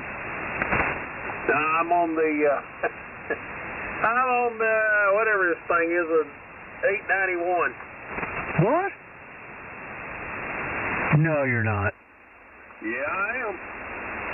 Well, get off of it. How come it sounds different than it did last night? That was a 991. Oh, my God, how many radios do you have? I don't know, a couple. What, all right, we got to work on that thing. Yeah, first thing. What's the mic gain on? I got it down about 30. Put it on 15. All right, hang on, let me remember how to do it. 30? My God. He's on the hand mic, too. Double with you, Jim. Go ahead. I said he's just on the hand mic, too. He was opening it up when I was down there. You know, he's only got 100 radios, so I'm not exaggerating. Need to put that hand mic on 1 on the back side also.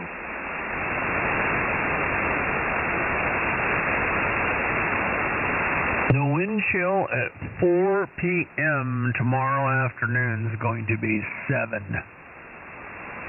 All right, got the mic gain on 30. Put it on 15, 1-5.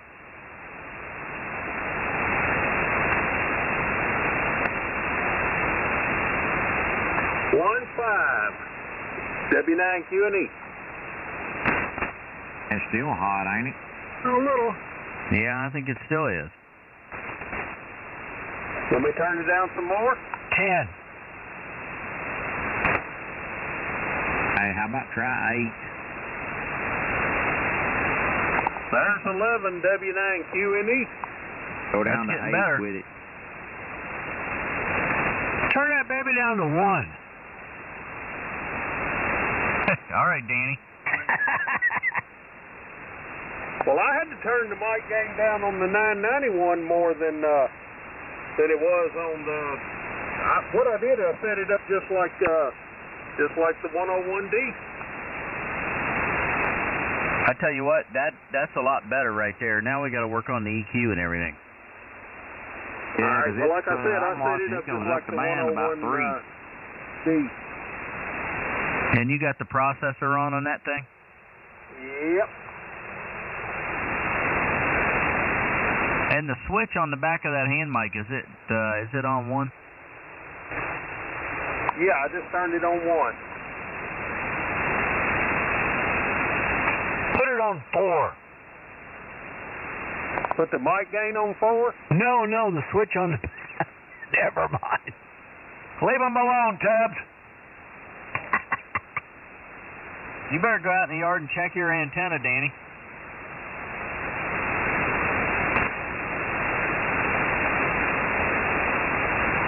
Good evening, Steve. Can you hear me down there tonight? Yeah, I hear you just fine. All right. We're on the 320 here. I'll do a little work on it, but that sounded pretty good.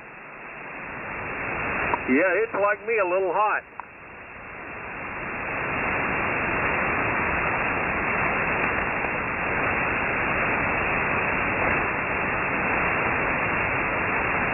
Hey, Steve, what you got your mic gain on now?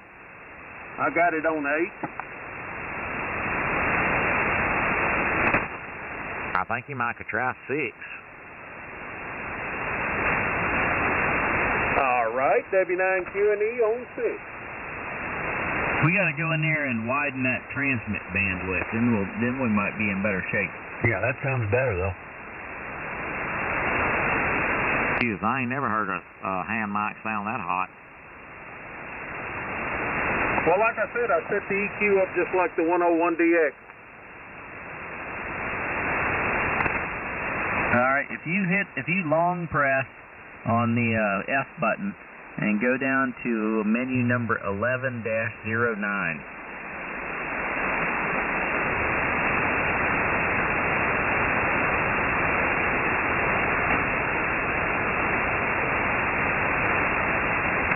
Yeah, I'm on that. 300 to 2700.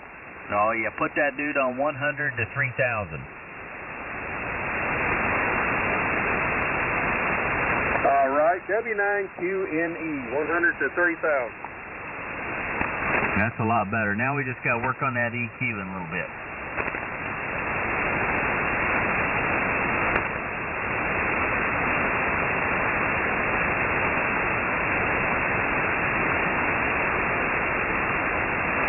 What about the contour level or width or anything? Yeah, you ain't got to mess with that. That's for receive. Okay.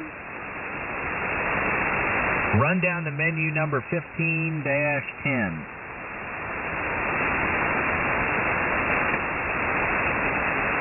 So 100. All right, run that up to like 500.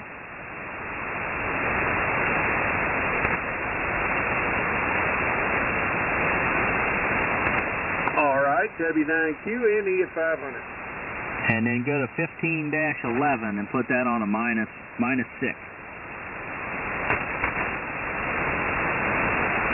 All right, W9QNE on -6.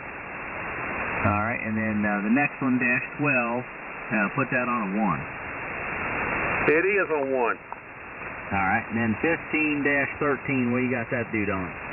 900.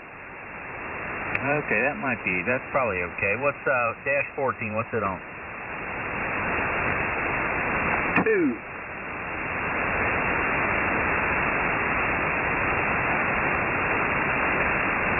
All right, and then 15's on 1, right? Yes. All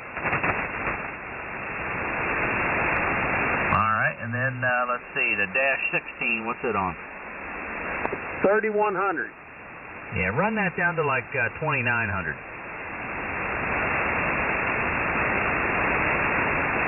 All right, here it is at 2900. All right, try 3000. All right, here it is at 3000. All right, and it's on 17's on 10 and 18's on 1, right? Yes, sure is. All right, we're getting somewhere. Let's listen to that for a little while. All right, just talk on it like it is now. Oh, yeah. Yeah, I'm on the hand mic, too. Last night I was on PR40.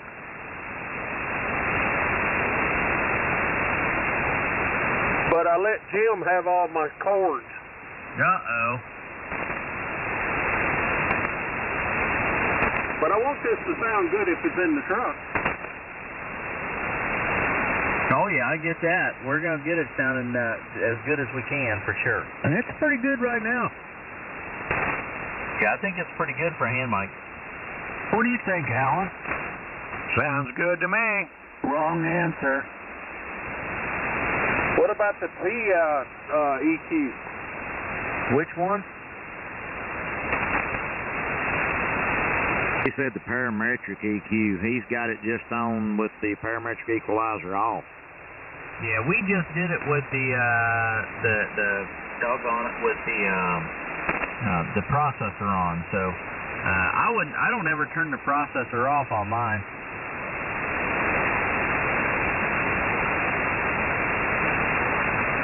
Yeah, the PRC's lit up beside the frequency, so I'm sure it's on. Yeah, I could tell a difference when you were making those changes in the EQ, so it's definitely doing it. Okay, well, I just hooked it up, wanted to see what it would work like, see what it'd be like. I can tell you right now, it ain't driving as good as the 991 was. Well, don't know if I heard the 991. I wasn't out here last night, but I tell you what, it sounds like it's driving it plenty hard. Yeah, I'm not getting quite as many watts out of the amplifier. That's okay, it's clean. As long as it's clean. Clean as Lafayette, Kentucky. If you go back to that, let's see, that 15 dash, doggone, 15-10.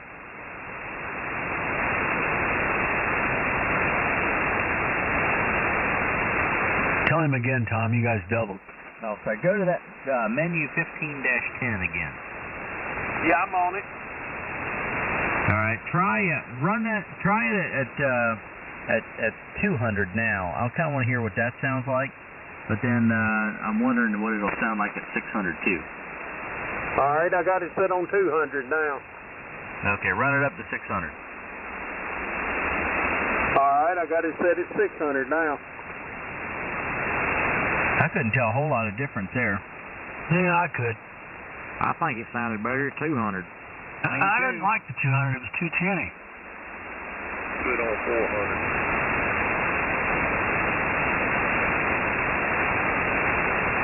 400. Yeah, try it 400. All right, there's 400. That's not bad. I'd leave it right there. Hey, Steve, give us the sensor too right there. All right, W9QNE at 400. All right, well, if you go to menu number 15-11, so the next one, you got that on minus, did we say minus 5 or 6, right? Be right back. Yeah, I got it on minus 6. Put it on minus 10.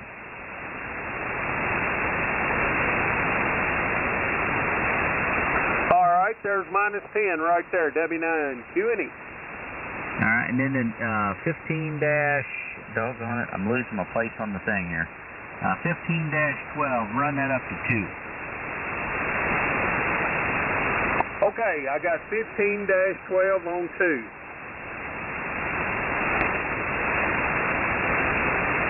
That made it better to me. What do you think, Mark? I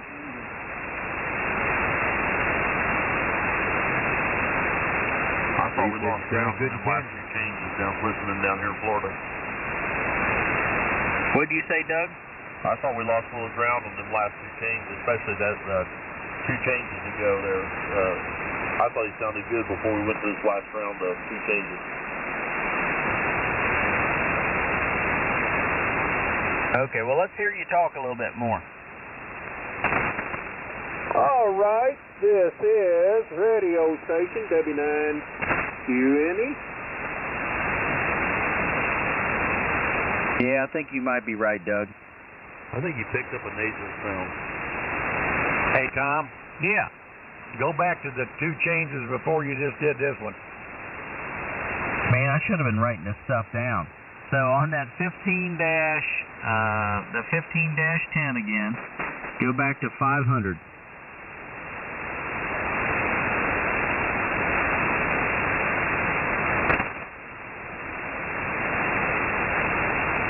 All right, there's 15-10 at 500.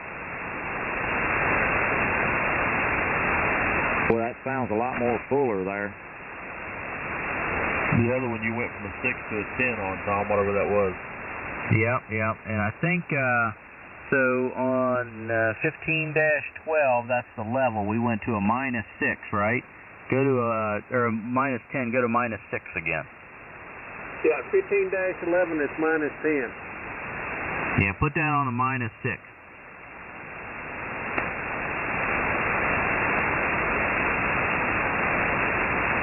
All right, 15-11 is now at minus 6. And then go back to dash 12, 15-12, and put that on 1. Okay, 15-12 is now at 1. I tell you what, looking at it on the scope, it's pretty rounded off and pretty full, flat across the top. I mean, it's filling it in, on the EQ.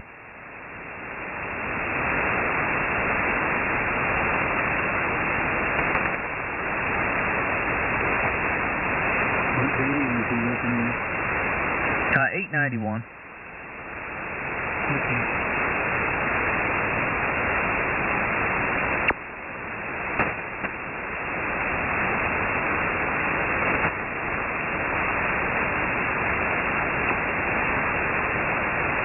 You get on that drink net? Yeah, I got on there. I missed it. That was great too. Oh, it did real good. Had it on all day though.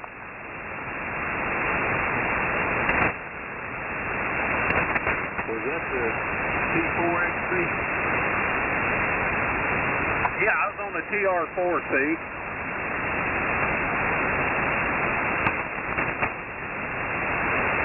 W9QNE at 30. KG8Y. W9ATB, be back. Gonna get a drink. KO4EBI on the group. WA9OCO. 84XL. KO4ZBO. Hey, Doug. Hello, Rick.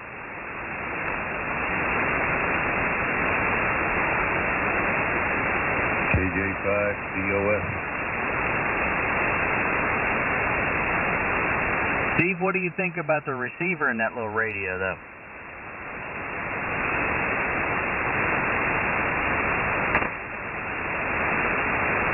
Must have went out.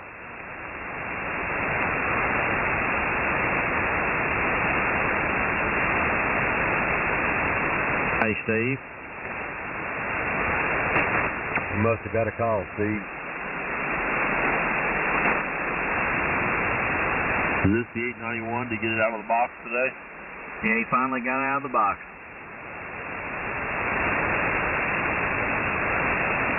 I'll send an update card now. Get his antenna on there now. Yeah, that's what he's out there doing. He's probably outside even because he don't want to do it inside.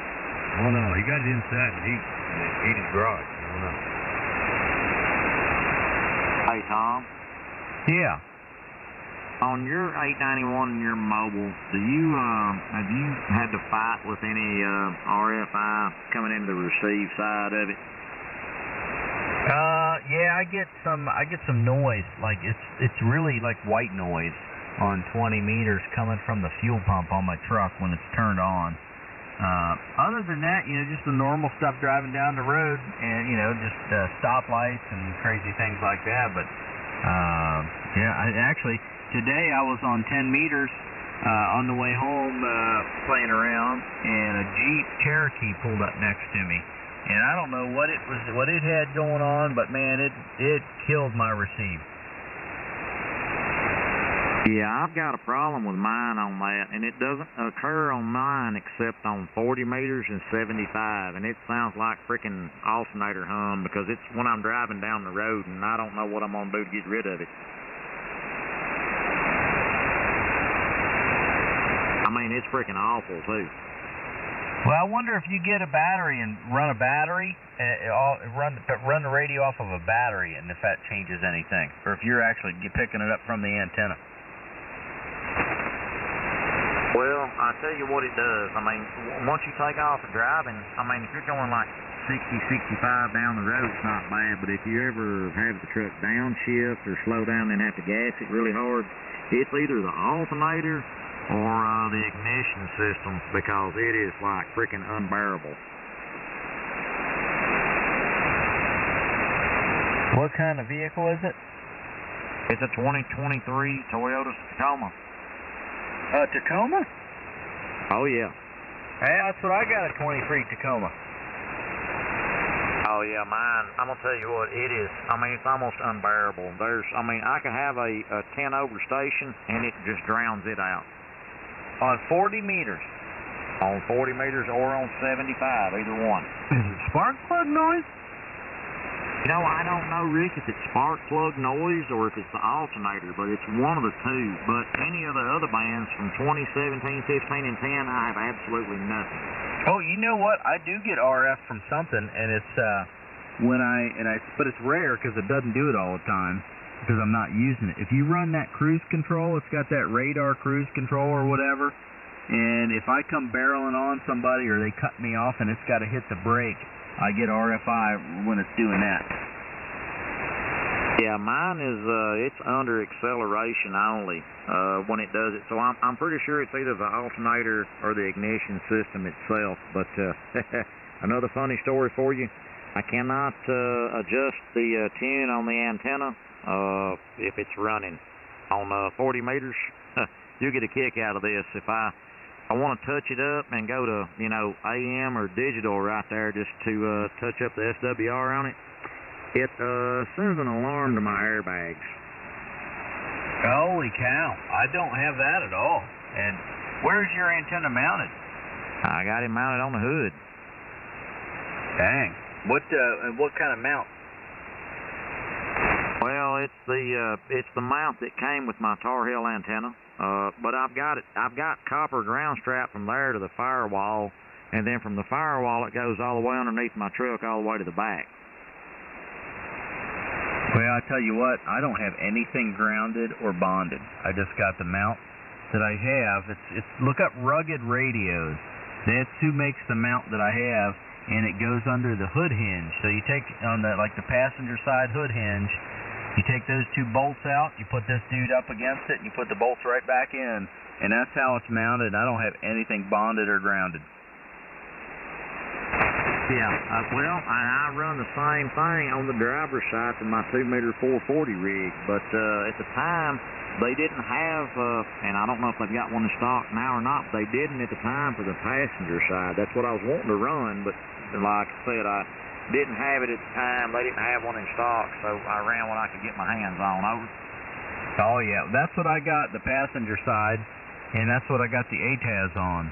And then, so I liked it well enough. I had initially put a 2-meter in there, but then started, put the HF in there. So I'm like, well, I need to have something for the 2-meter. So they had a driver's side. So now I got one on both sides. Oh, cool, man. Hey, as long as it works. But yeah, I mean, I've run into that deal, and it's either ignition noise with mine on 40 and 75. Like I said, it's either ignition or the alternator itself. One of the two is doing it, but and it doesn't bother me on any band but those two right there.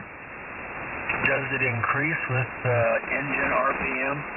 That is affirmative, Rick. So that's why I'm saying I don't know if it's the alternator or the ignition or hell, it may be both. Hey, Mark. Yeah, go ahead. Have you tried an old simple choke on there? Just get it, like. I used to use them 100 years ago, and I never was a believer in it, but I had a guy that, one of our hands was fast in the ACC. He had a 2-meter, and he was getting all this hum, and I said, let me try this choke. I had a choke here at the back. I didn't think it'd work. Golly, he took care of it. I could not believe it.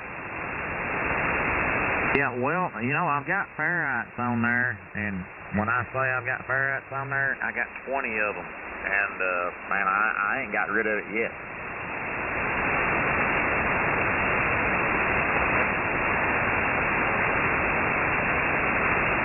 Well, that's what makes me wonder if it ain't coming in your antenna. Yeah, I've thought about that, too, being where it's mounted up front. I don't know. I mean, it's kind of I'm still trying to work it out, and it is annoying. I mean, I can take it out with a noise blanker on 2, but, man, I really hate running that mobile. You got a Tar Heel on the hood? Yeah, I got a little Tar Heel Pro. It's a small one. It's 10 through, it's 10 through 75. I want to see pictures of that. Yeah, me too. Put them on the group. That'd be great. Hold on, Tom. I'll have to send them to you since Facebook deems me a non-essential individual now. Give me a minute. I'll send them to Tom. I think Facebook thinks you're inadequate. Them dumbasses. Yeah, I say they can kiss my ASS, but give me a minute. I'll send them to Tom. KO4EBI. Mark, you can say ass. Ass. Beautiful.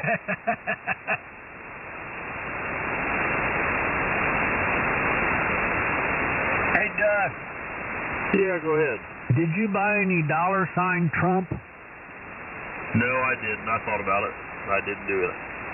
Okay, next question. Did you watch him with the Village people?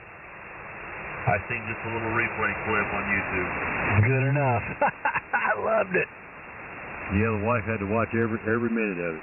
I saw that too. I got to see all that. Well, we'll make America great again starting tomorrow. Yes, sir.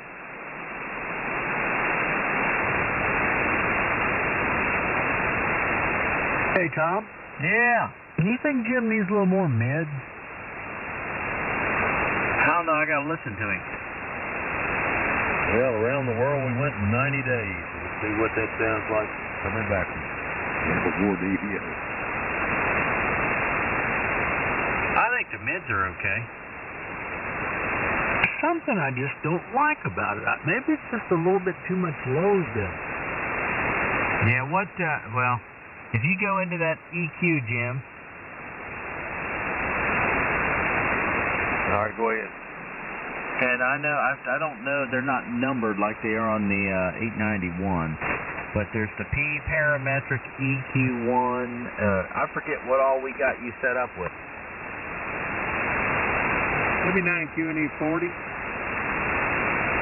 KO4 DBO, okay, I'm at P-metric EQ1 is all P-metric EQ1 level is on 5. It's on, you said off? Yep, P-metric EQ1 frequency is off. Is it the P parametric? It's just parametric EQ1. Okay, we don't care about that one right now because you're running the processor. We want to look for P parametric. It's down the page a little bit.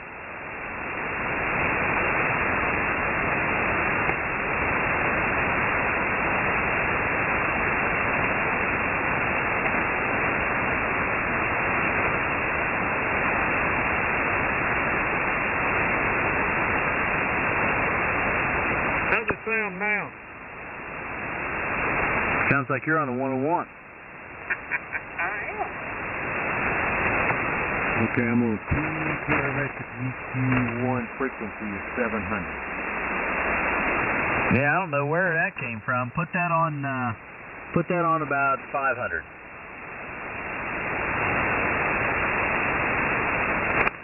Okay, there's 500.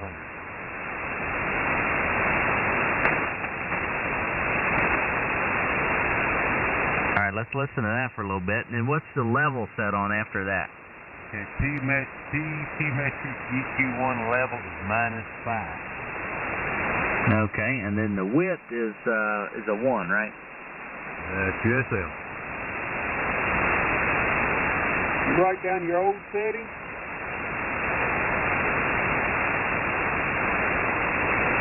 That's where they were. That's the P parametric EQ2 frequency is 900.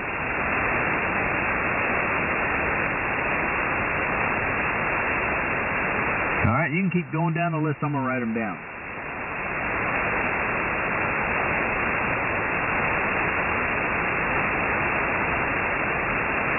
P-metric EQ2 level is 2.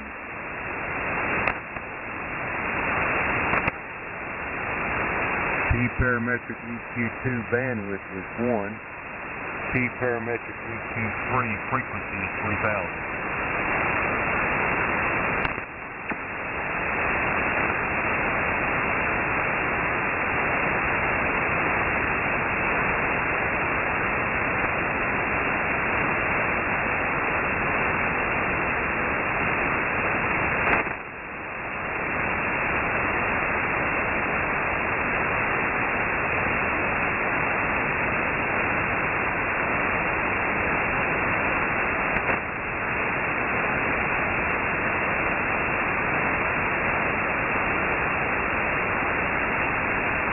Hey, Tom. Yeah. You get my text message?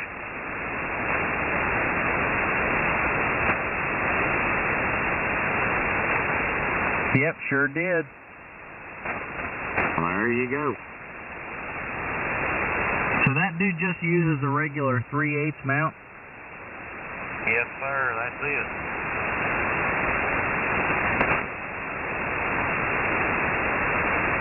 Tom, the last one is the P-parametric EQ3 levels is 10.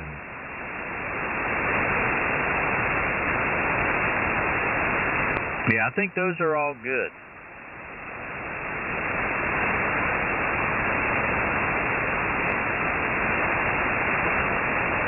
And EQ3 bandwidth is on 1.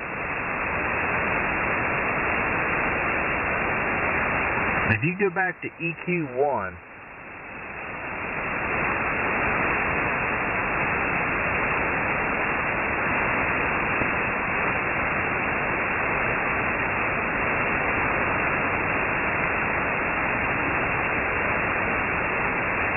okay, the frequency was 500.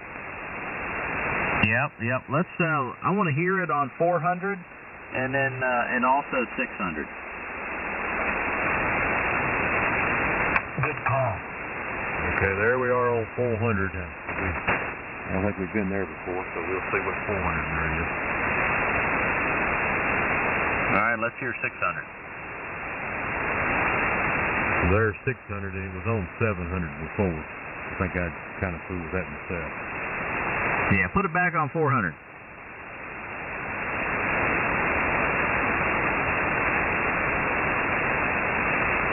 And there, back on 400. There we go. All right, put a fork in it for tonight. I like it. Me too. 400 sounds better.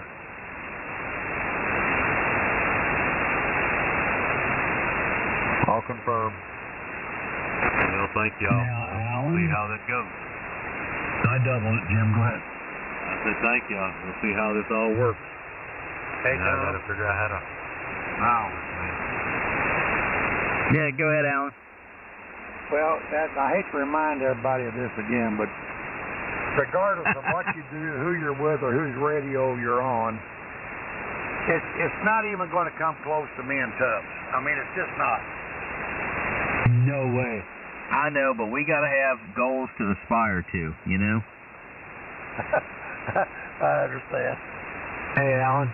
Yeah. When I asked you all ago how Steve sounded, you come back and said, sounds good. I said, wrong answer. Do you remember? Yeah. You should have said, it sounds good, but you know. Yeah, but at least I'm man pretty.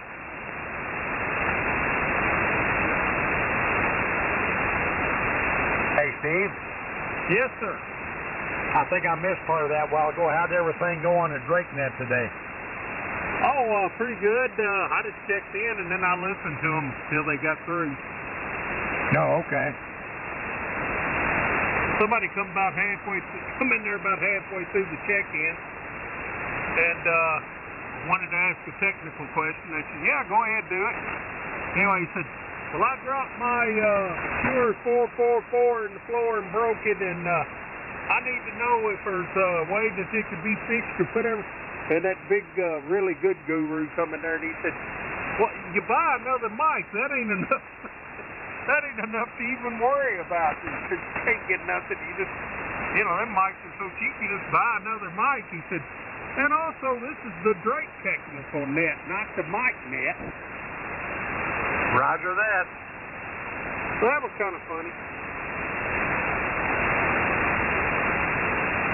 Because usually they can't be more helpful. Now, does anybody else, they probably don't watch it, and I can't even think of the name of the damn show, but doesn't Steve sound like Hank sometimes on, the propane guy? Hank the propane guy. Propane and propane accessories. King of the Hill. I do not. I don't know what you're talking about. I don't know you. I don't know you, and I like propane. I like propane. What's up, Bobby? He said, I don't know you. That's my purse. I don't have no purse.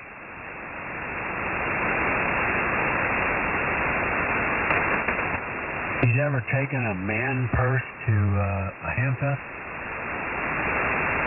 I have not. I've never had a man purse. You talking about one of them things you wear around your waist? Yeah. They have a another word. I can't remember. Yeah, what is that called?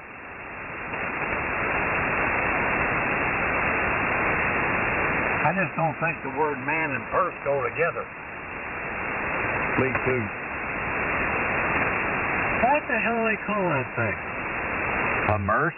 No, you know, the snap-around thing that people are always wearing on vacation. A fanny pack. Fanny pack, that's it. Yeah, that's it. Hey, Steve.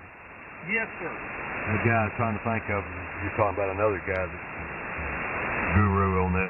That guy's named Ron Baker. It's W4HFN. Is he on there today? Yeah, he was leading the net, and Jeff was the one who told that other guy, said, this is a great technical net, not the mic net. W9QNE50. KL4DB, I was just wondering if nobody ever get a hold of that guy. I just wondered if anybody said anything to him. KL4EBI. W9ATB. WA9OCO. The 84XL. Ago, that's, when I was trying to get a hold of him, I got on there and I asked him, I said, you ever answer your email? Yeah, he doesn't have anything listed under file at all now on the QRZ page.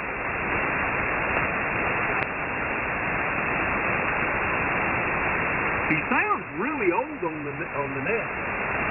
He's no spring chicken, but he's not old either. I think he's upper, maybe 78, somewhere along there. I'm going to tell you what, buddy, they were throwing them calls at him 4 at a time, and he was catching every one of them. Yeah, he can do it. I've heard him. Hey, Jim? Yes, sir. You got a problem with somebody being 78? No, I don't. I was just saying that Steve was talking about how old he was. I said, he's somewhere in there. He might be 80, but he's been around. I'm just messing with you. Have you hit the big 8 yet? Do what? Have you hit the big 7-8 yet? I'll hit the big 7-9 if I'm still here in April. Oh! I forgot about that. We have birthdays in the same month. We got to get together and have a big party, don't we? Dang, Jim, you sound a lot better on that mic. Awake. Party, party. Don't everybody think Jim sounds better on that mic? I know I do. I like it. That sounds good here. Got to get him some kind of boom or something, Steve. Yeah, you know that show Better Call Saul? I'm going to say when in need, call Steve. Ain't you got some booms hanging around over anywhere? They're just laying everywhere over here, Alan. He could have took one of them if he'd wanted it.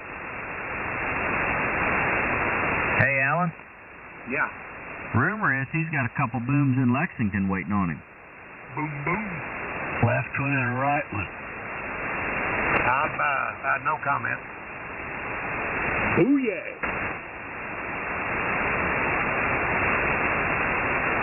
I'm going to be honest, Steve. I thought you were a little rough. Oh, yeah. Well, that's the one you want for about 3 or 4 days. Yeah, when she cleans your house. Yeah, naked. I mean, you don't want to... You bring some little fine thing in here, you ain't going to let her clean the house. You can be more worried about the plumbing.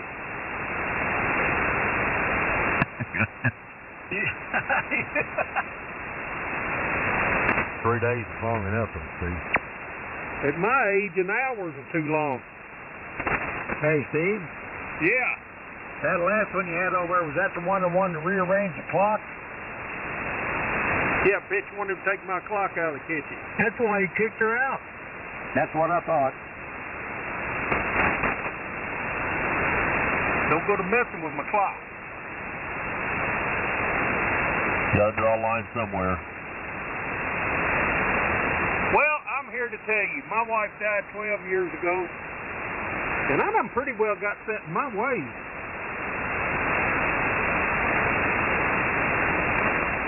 Hell, mine's still alive. I'm pretty much in my way. Well, I was too when mine was alive. Dubs? Yes, sir. I'm thinking you were pretty well set in your ways about 30 years ago. Yeah, pretty much.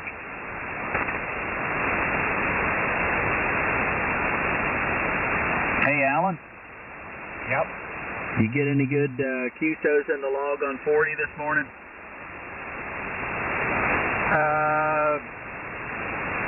Well, I talked to the guys I usually talk to on 40 in the morning. Roger. I don't know if it was this morning or yesterday morning now, but yesterday morning was a blur to me.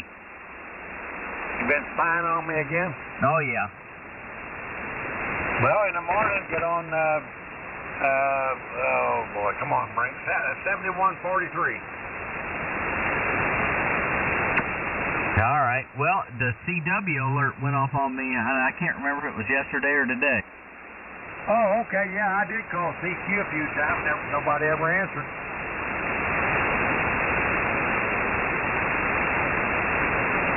Yeah, that's what that ham alert picks up on pretty good. Does it go whoop, whoop, whoop?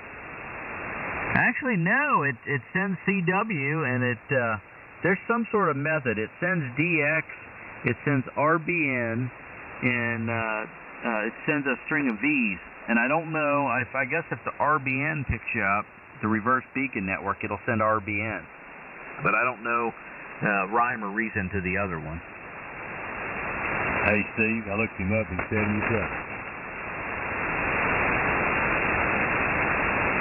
Yeah, I had a feeling just, the way his voice sounded.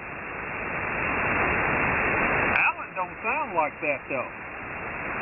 That's because he keeps his throat coated with Jim Beam.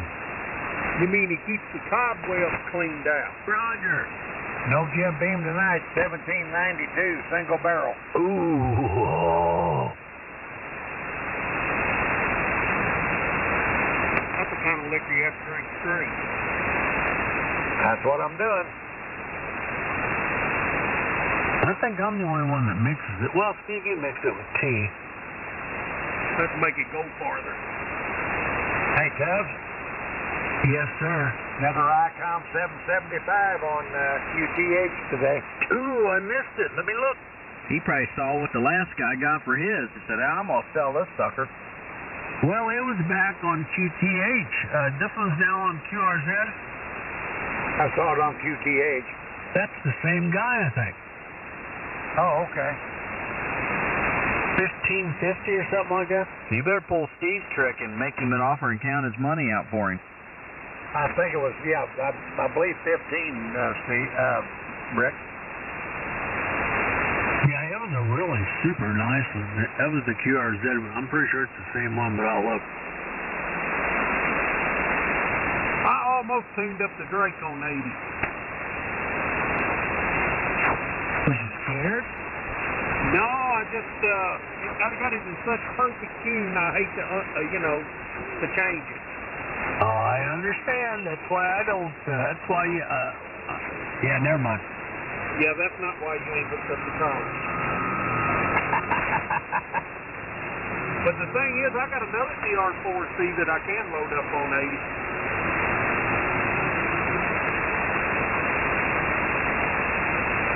Hey, Rick. Yeah. I just looked this guy up on QRZ. It's called KR9Q, and yeah, as far as I can tell, still for sale, $1,500. He's like in up by Chicago, or it's like a 6-hour drive, right? Yeah, I believe so. Yeah, it's the same guy.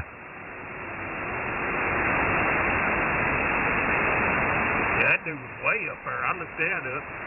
That picture though, it's a beautiful 775. Can you use those two words together? What two words? Beautiful 775? Oh, yeah. Yeah. That's one of my favorite radios, Steve. Okay. I'd like to play on an old 781.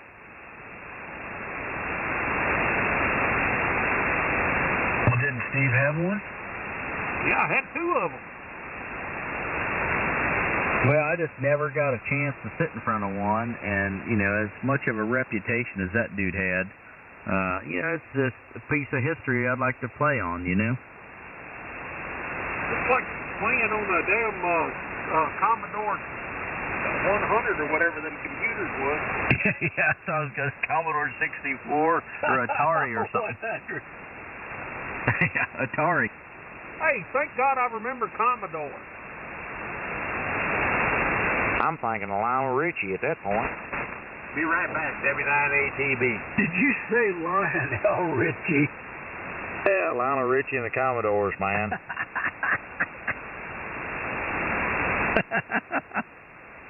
Commodore 64, yeah. W9QNE at the top of the W89OCO. AO4EB on the group. Rick, I sent you that picture of my truck, by the way, but I don't know if you're going to get it or not. Oh, hell, let me grab my phone, Mark. 84XL. KG8Y. KO4DBO. KJ5GON. Hey, well, say something once in a while, damn it. I tried, but Rick knows too much. Oh, okay, I'll shut up. He's pretty quick on the trigger. Got to be real quick. That's because I'm operating Vox. Hey, Mark. Yes, sir. Go ahead, Tom. I don't know about them trucks. I don't know about having one of them. I hear you. I got it, Mark. Oh, good. So now I know which text message. I know who to send it to now. For some reason, I have you in my phone under two different directives. World's greatest audio and big, hugest cock. I'm kind of thinking more about the greatest bullcrapper in the world. But hey, that'll work too, man. Yeah, what do you think? That's 10 through 75, by the way. I'd like to have that. I think that'd be fun to play with, but man, oh man. That's what she said. Hey, Tom, it'll handle 300 watts. Well, heck, I only got 100. I know, I got an amplifier too, but I'm scared to put that thing in my truck. Well, if you're getting airbag alarms, that makes me nervous. Hey, you know, the only time I do that is on if I go to AM, and oh yeah, it throws a code. I bet it's because it's right over top of the computer. Hey, wait a minute. Mark! What are you looking at? What I got on my windshield? Yeah! I do RC cars as well. That's a rock crawler. That's a rift rock crawler. 1/10 scale. Yeah, I've got something around here that's not, it's a truck. I forget what it is. Oh yeah, I got like 5 friends of mine down here that we kind of play around with those on the weekends when the weather's nice. Those kind of cool. I can see. Hey, Rick. As a matter of fact, I've got 2 batteries in here that haven't probably been charged in 2 years. Let me see what they are. They have not been charged in 2 years. I would say, on a good guess here, that you will probably have to manually charge those because they will. They'll go down low enough that they won't take a charge on auto. Is that it? When you got to rig up one of them bicycles like the professor did with Gilligan? Yeah, man, that's something like that, Steve. Yeah, they're LiPo batteries. I can get to them. The dang truck is in the attic with the helicopter crap. Smart technology, 5,000 milliamp hour, 11.1 volt LiPo, Horizon Hobby. Oh yeah, now my rock crawler, it's 5,000 milliamp, 30 amp. Supposed to put a gas motor in that thing. Well, I've been there on that, and it was a lot of work. Yeah, it wasn't much hard for the airplane.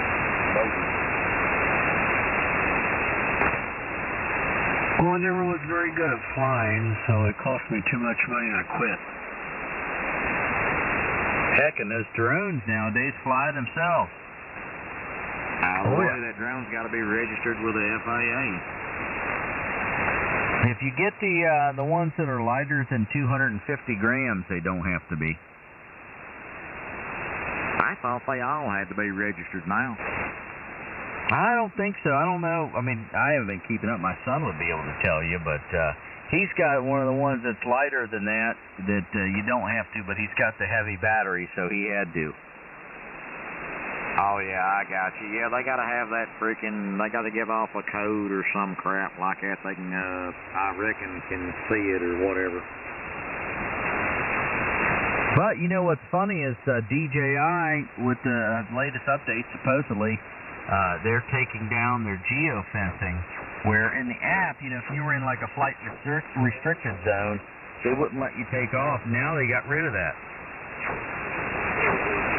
I didn't know that. I tell you what, man, if you've never watched this crap, guys, you got to check it out on YouTube. You ought to watch some of those, the guys over in Ukraine flying those combat drones into troops over there. That's really scary looking. Oh, yeah. Yeah, I saw the latest video I've seen is one guy where there were two of them shooting at it, and they both missed it, and then one guy was trying to run away from it, and it got down there to him, and the screen goes blank, so I'm assuring that it must have blew up.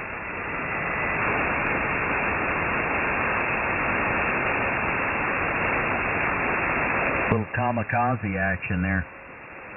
Yeah, for real. Sure missed my mystery antenna. Where in the hell is it? On the other radio. What? On the 891.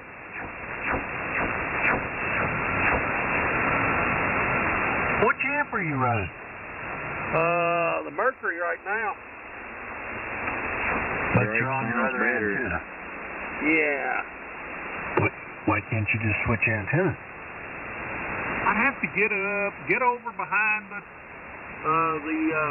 AT5K and unscrew it and run it back behind all the wires and unscrew the other one and then screw it in. Were you running an amp on that 891? Oh, buddy. Okay, roger. Yeah, I had the L4B hooked up to it. How come you only everything running through the auto tuner? I got this radio on the auto tuner. I know, but the auto tuner's got 2 or 3 different antenna selections, doesn't it? Yeah, but I got too much stuff on this desk to hook up the 891 over here. Hey, Steve. Yeah. I'll tell you what, man, that Drake amplifier and that 991, dude, that sounded good last night, man. Yeah, but I gave Jim my mic. God, yeah, I forgot about that. I got to get on the ball, don't I? That's all right. I ain't no hurry. I'm gonna probably stick the. I'm gonna play with 891 a little bit, but then I'm gonna probably stick Kenwood over there.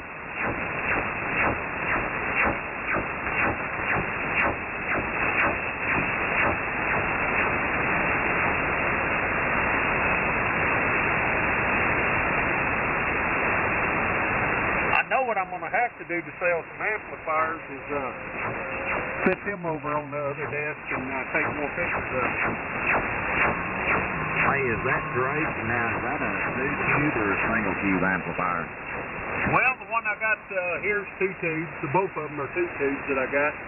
But now this one that I got that I've been using, it's got new tubes in it. I mean, the paint on the tubes is just bright red. And this dude will get up with it. That 991 was getting about 1250 out of it. Yeah, man. David, the guy on the early group from Georgia that I talk with a lot, he's got his father's SB220, and the tubes in that thing are like 50 years old. And I mean, it still works just like, man, it sounds as good as it did the day it was bought, I'm assuming. Yeah, I didn't give him $500 for this amp at the Huntsville Ham Fest. Man, I saw one at the Cincinnati Ham Fest 2 years ago. The guy had $400 on the table for it, and I'd made my lap around. I'm in this little room. It's like a little, I don't know, not a, kind of like a pole barn. And I told Larry that, my buddy we went with, I said, man, that's a good deal on that amplifier. I ought to go back and get that. And I started to go back in that direction. I looked, and there was a guy counting money out right there. That's usually how it works. That junk.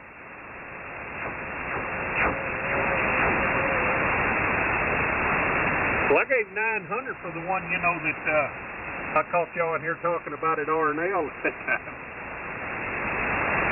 Well, I mean, the tubes are good in it. You know what they're going for nowadays. Yeah, that at R&L looks just like new, though. This one looks just as good as new, but the one that comes from R&L didn't have scuff or anything. And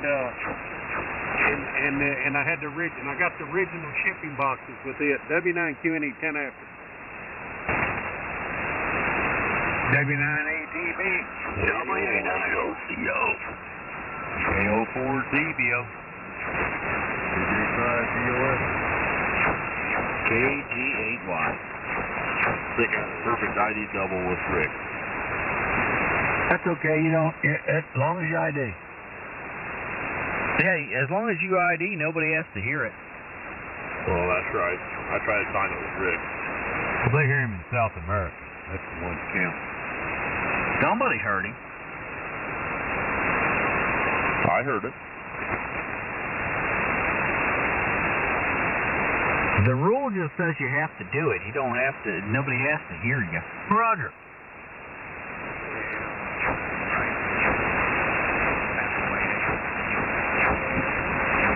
Well, that's kind of like if a tree falls in the forest and nobody's there to hear it, did it make a sound?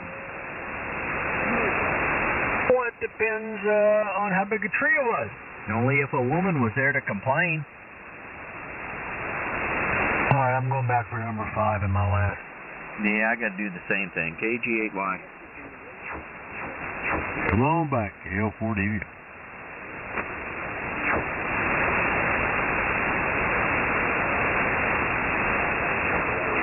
I bet that mic looks kind of out of place on your desk, don't it?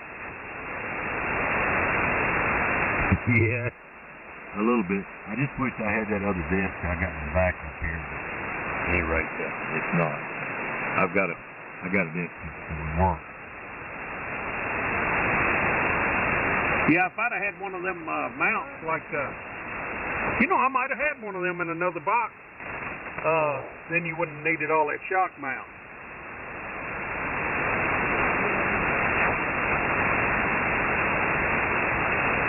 I'll figure it out. I just like the way the shock mount looks.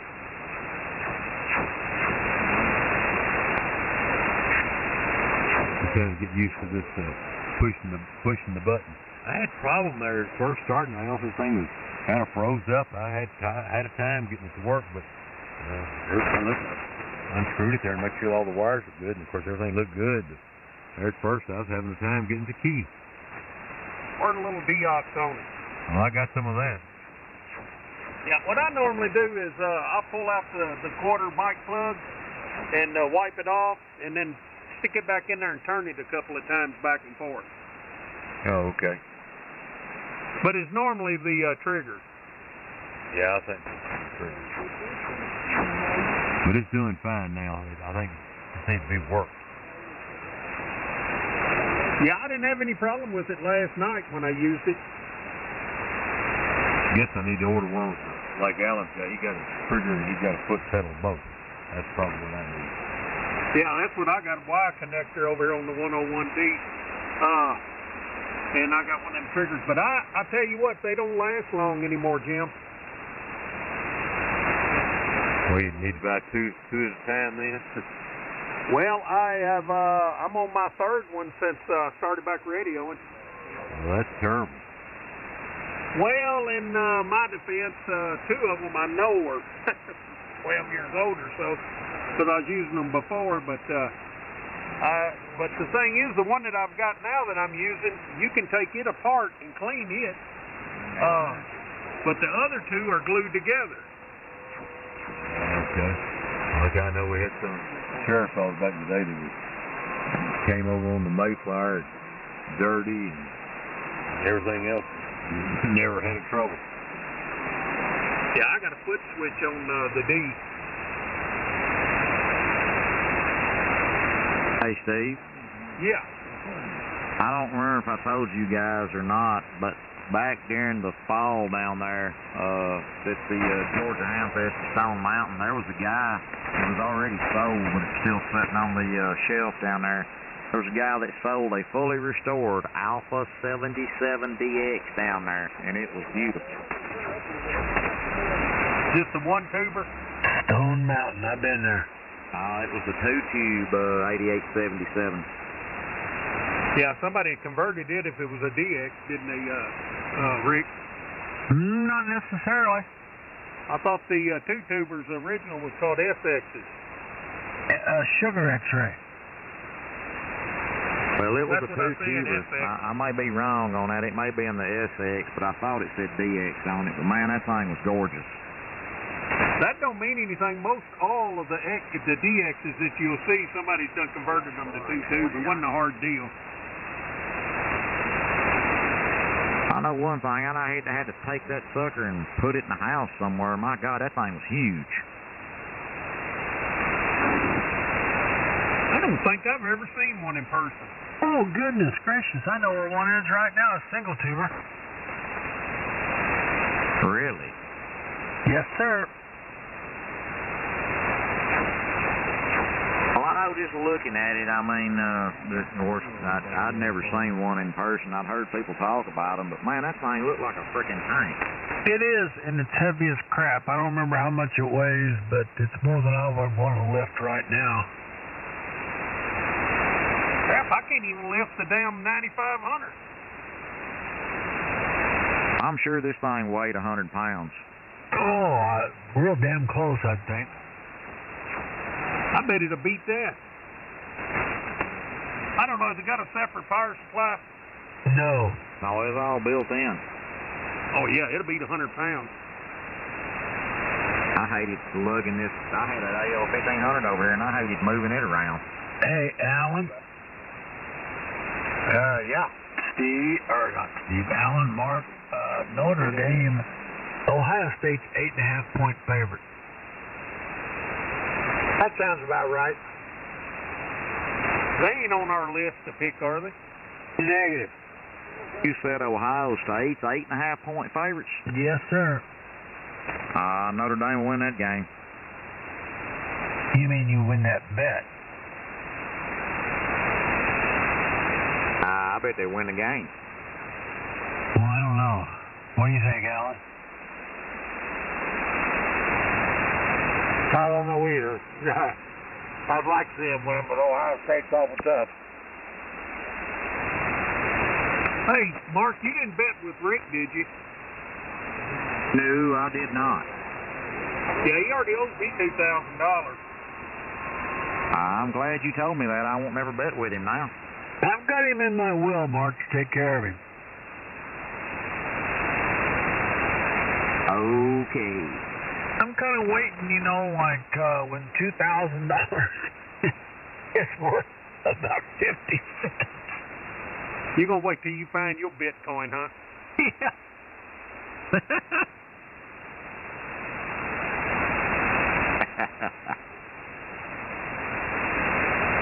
Well, I got my desk pretty well cleaned off over here. I'm gonna get my old desktop computer. I found it the other day in the shed, and I'm gonna try to get in my late wife's emails. Well, good luck. New radios for everybody if I find them. Wow. And I would think of all hams. No, not all hams, just y'all.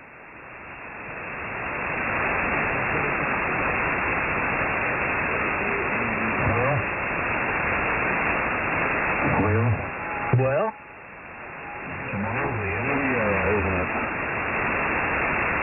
Tomorrow's the greatest day in America. Amen. Roger that.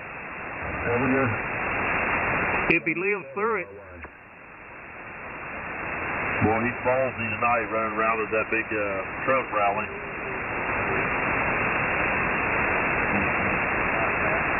I'd love to see them repeal the 1934 Firearms Act. I'd be happy then. No shit. Got a contact in there.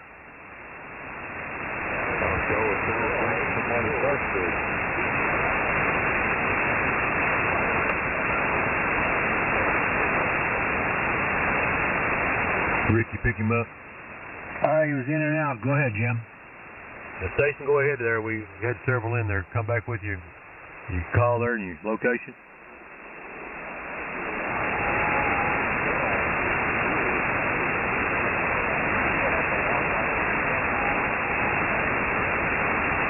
Well, I've got you good. I've got you 9 over. Great audio. I'm located in Hopkinsville, Kentucky, which is far western Kentucky, basically on the Tennessee-Kentucky border. You're sounding good. W9QNE 20. My call sign is Kilo Oscar 4, Delta Bravo Oscar, and my name is Jim, Juliet India Mike.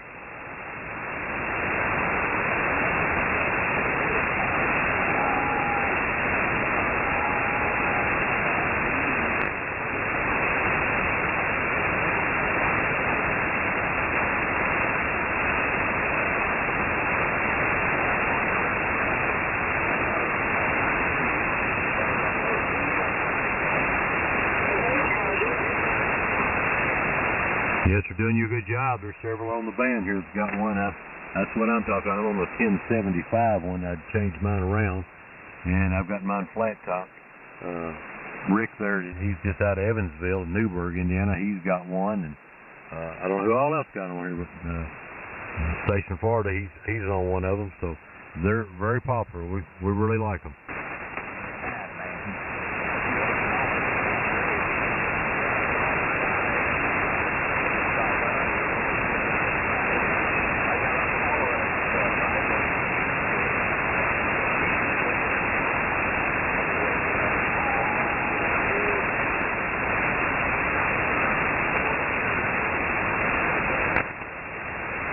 I'm glad you have. I'm glad you came up here and joined us up here. We're here about every night, a group of us.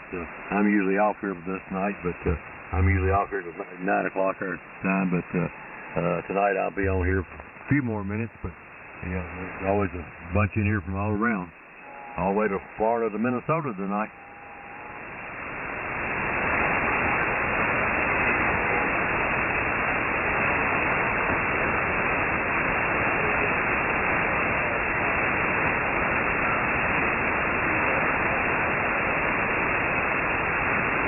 Yes, sir. Good deal there. I'll back up here and let Rick, I know he can hear you. Steve, you picking him up in Minnesota? You know I ain't with this double bazooka. I hear him. Talk to him there, Rick.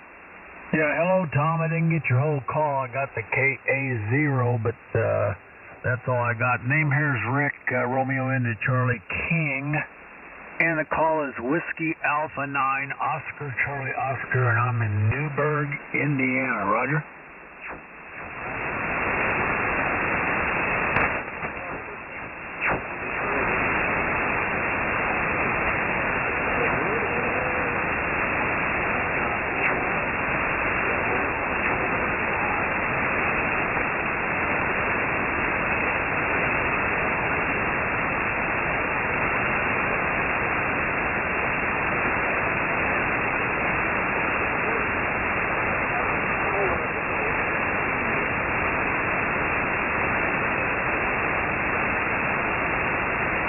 Okay, what's the full call there? Give it to me a couple times because you're right back in my noise now.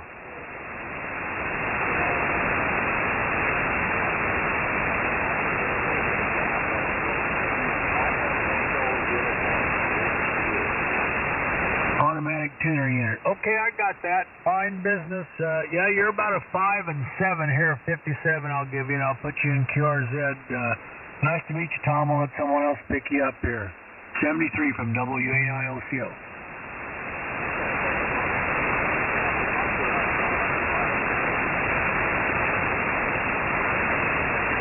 Hello, Tom. Name here is Alan, Alpha Lima, Alpha November. My call is Whiskey 9 Alpha Tango Bravo, and I'm in Evansville, Indiana, about 10 miles from Rick there. Go ahead. Alpha Lima, Alpha November, Evansville, Indiana.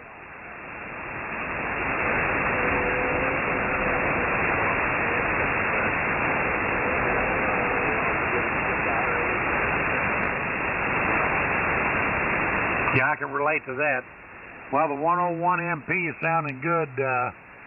Rick and myself are on 101Ds, so good radios.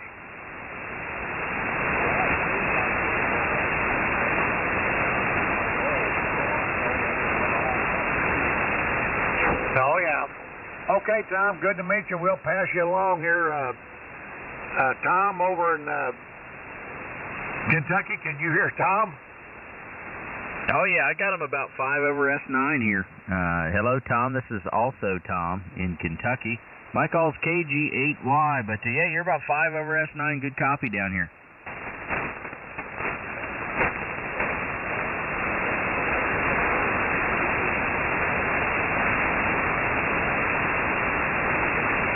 Well, maybe I lied. You dropped down that time, but I guess the band's shifting around. But I had a real good copy on you a minute ago.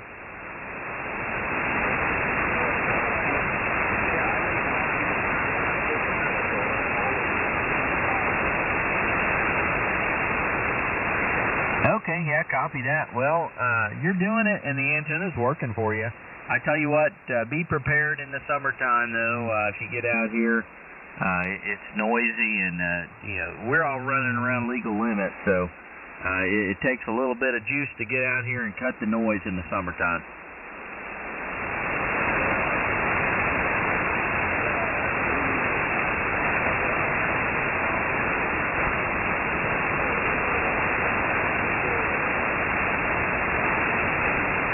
Oh, yeah. Well, it's fun, man. It's my favorite band, and I think a bunch of these other guys will tell you the same thing. It's just, it's a little less formal generally, and we make fun of each other and give each other a hard time. It's a good time, so.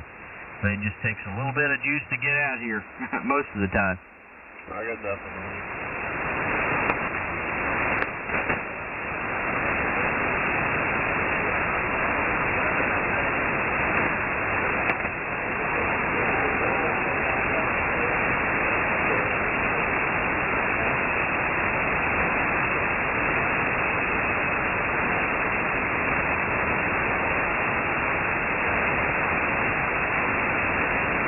Did you lose him, Tom? Yeah, I've got you. I just had some time. You haven't dropped down to me. This Jim. Yeah, you're like you dropped about 15 over on me.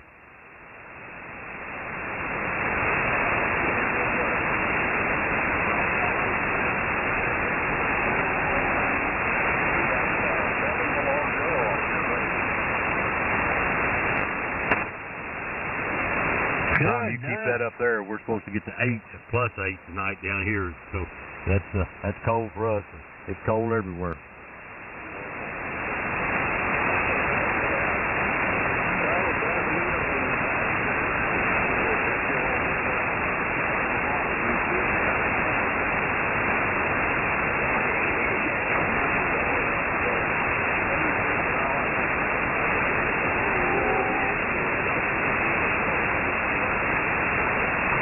Tom, nice to meet you, W9ATB. Yeah, 73 from WA9OCO, and stay warm. 73 again there, Tom, KO4DBO. Join us again. I turned over on the mystery and I could hear him. Okay. Hey, working? Tom? No, Rick. Working? Yeah. I turned it off now. Did you see that 22-year-old from Newburgh that drowned in the river? Go ahead, Steve. No, I done turned it off now. Oh, okay. No, Jim, I did not. Yeah, I'm trying to think. He was up one up the river a little bit, but he was from Newburgh. Oh, what's the name of that town up there? Golly, I can't. It's not far up the river. He was in a kayak. They were duck hunting. Oh, yeah, I saw that. I didn't know their age. Yeah, I thought to myself, what in the hell were they doing in a kayak? It didn't work too well for him, did it? They wasn't lazy like we are. Ha! Did they find his body yet, Jim? I don't think so. The way I read it, they had not.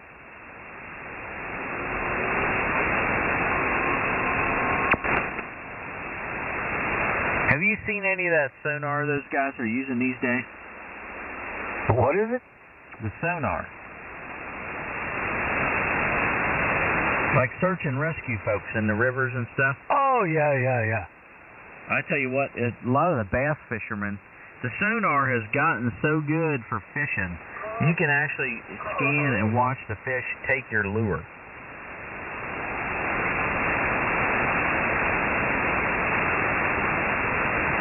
I don't even want to go back to fishing. Oh, it's stupid.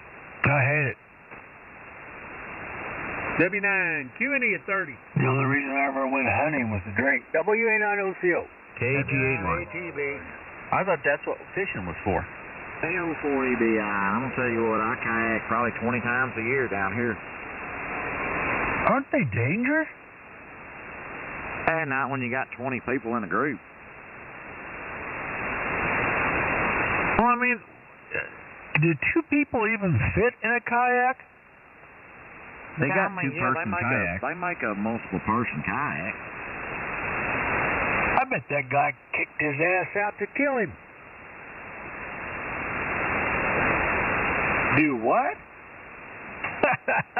There was two of them in the kayak, and one guy made it back, but the other guy didn't.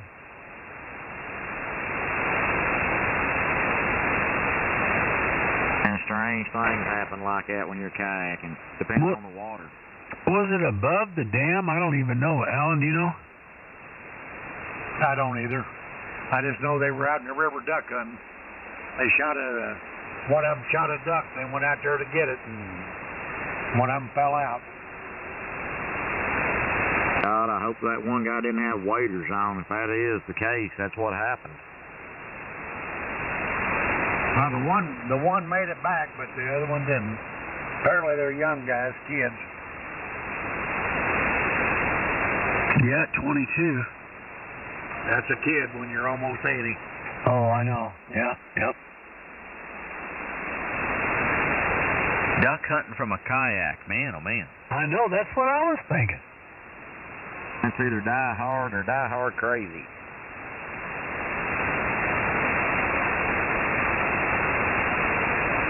Oh, I'm not familiar with that much with boats. Plus, I've had a little bit too much JD. But isn't that those kayaks that like turn over and like you have to flip them back up or something? I'm gonna tell you what, Rick. They make some really nice fishing and hunting kayaks now. That a lot of them you can stand up in, no issue at all. Oh, really? Oh yeah. And they're not cheap, but I mean they're really nice. Sounds like a warm weather vehicle. That's what I'm thinking.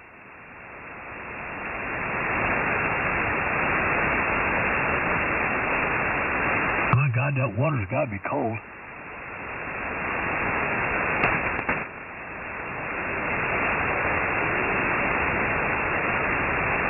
Or you can come down here with me and watch these kids on the Coy River on the other side of Chattanooga.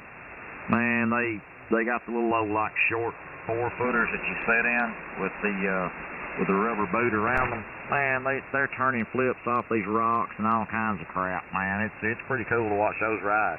Yeah, that's what I think of a kayak, is that rubber thing up around them, and they turn over and go under the water and come back up. Yeah, there's a lot of that down here, a little bit east of me. I mean, I've been whitewater rafting a couple of times, and it's fun, man. You get a big group going, but those dudes on those kayaks, man, nah, that's way too dangerous right there.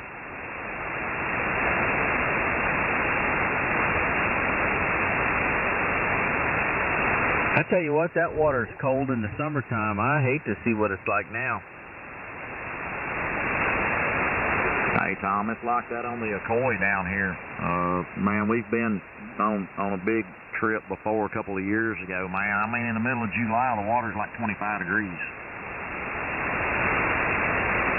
Well, I know we've done some of the rafting down there, around Pigeon. Well, I guess it's not really Pigeon Forge, but it's North Carolina, kind of on the border of Tennessee over there, and it's cold in the summertime. Yeah, it's over at Tellico Plains. Yeah, that's pretty cool over there. You know, you do the rafting, it's really fun, but you know, if you go through one of those tour groups over there, they'll tell you if you want to go kayaking, if you don't have any experience in that water, they'll tell you real quick you ain't got no business doing it. Well, Let's see how this one works. I know that, but we did the rafting, and it's a lot of fun. And we did some, I guess, the easier ones, and took the kids out, and they loved that. Oh yeah, it is a lot of fun. Go ahead, Steve.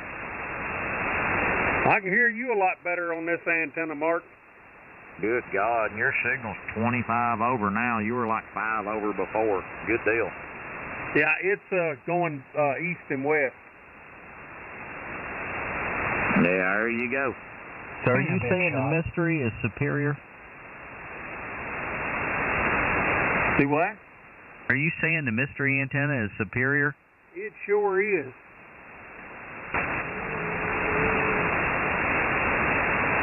Jesus Christ. Go down there 100 watts. Let me hear it right there. Well, this is 26 watts. How about that? Did you say 20 watts? Yeah, it was 26 watts. It was 5.9. I mean a good 5.9 too. Well, you're probably 30 over on Jim. I'll tell you, Mr. Antenna's a bad dude.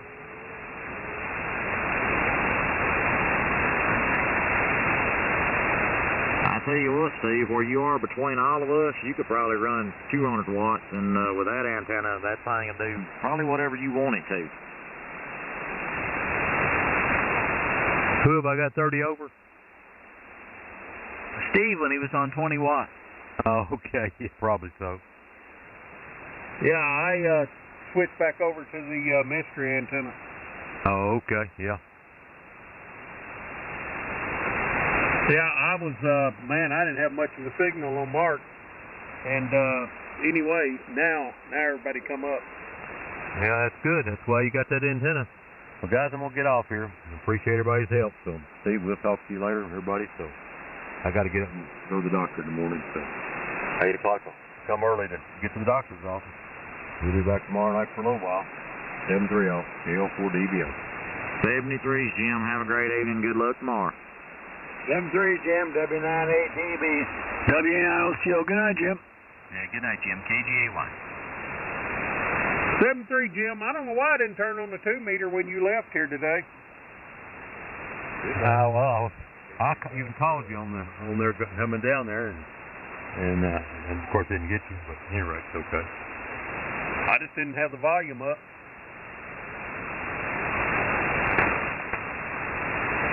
Steve, thanks for all your help, man. We'll talk tomorrow. L4DBO. All right, no problem. W9QNE. According to River Boss, 4 hours ago, the temperature of the Ohio River in Evansville was 0. Well, you wouldn't last long in it. Are you sure that's right?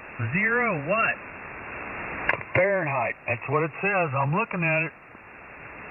No, that can't be. Well, that's what I thought too, but that's what it says. 0 Fahrenheit. That's, boy, that's cold. Freeze meat in there.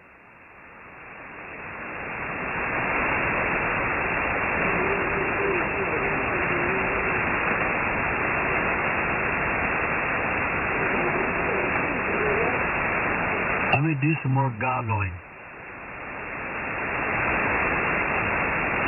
I mean, it would freeze at, 32, right? I know, that's what I thought too. Gauge height at 1865, which that sounds right, but temperature in Evansville, 8 degrees, it shows that. That's right. All I know is what it says here. Goggle something else.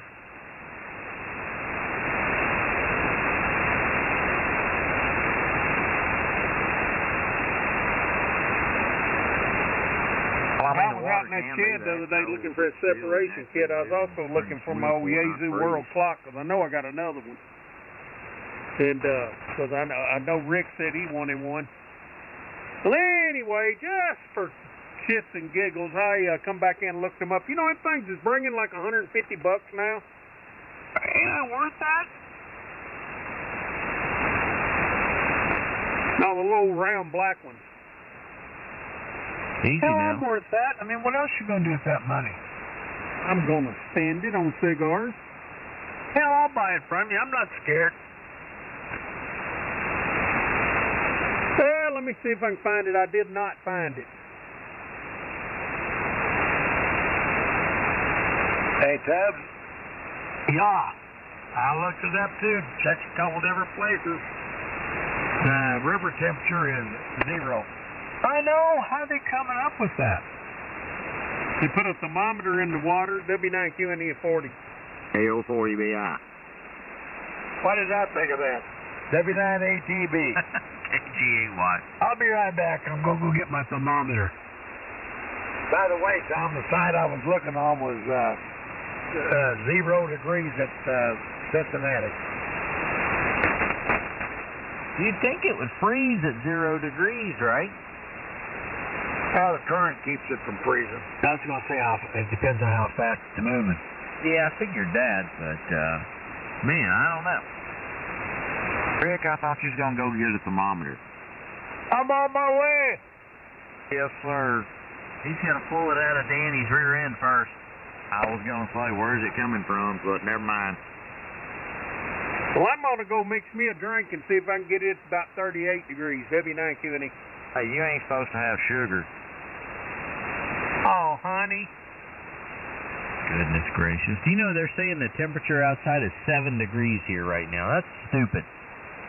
It is 19 at my thermometer at the back door, so I know you guys have got to be cold up there. It's 8 right here. This is dumb. 7.9. Going down. And Doug, don't say anything down there. Yeah, he's probably 60. It's 58. Oh, God. That's a pretty good guess, Mark. And who said, what do you expect? I said that to the ZRSTUT in cold northwestern Illinois. It's been playing about 9 or so years. Okay, what's the call again?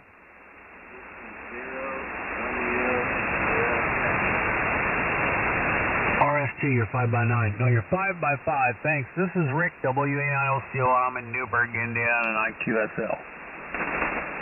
I'm in my neighbor over in Indiana. Yeah, it's cold up here, man. That's for sure. It'll be colder tomorrow. I hate it when this happens. See, you guys get to work all the good zero stations up there, and I can just barely hear them. Well, I turned my weather on my phone and it said down. I'll be right back.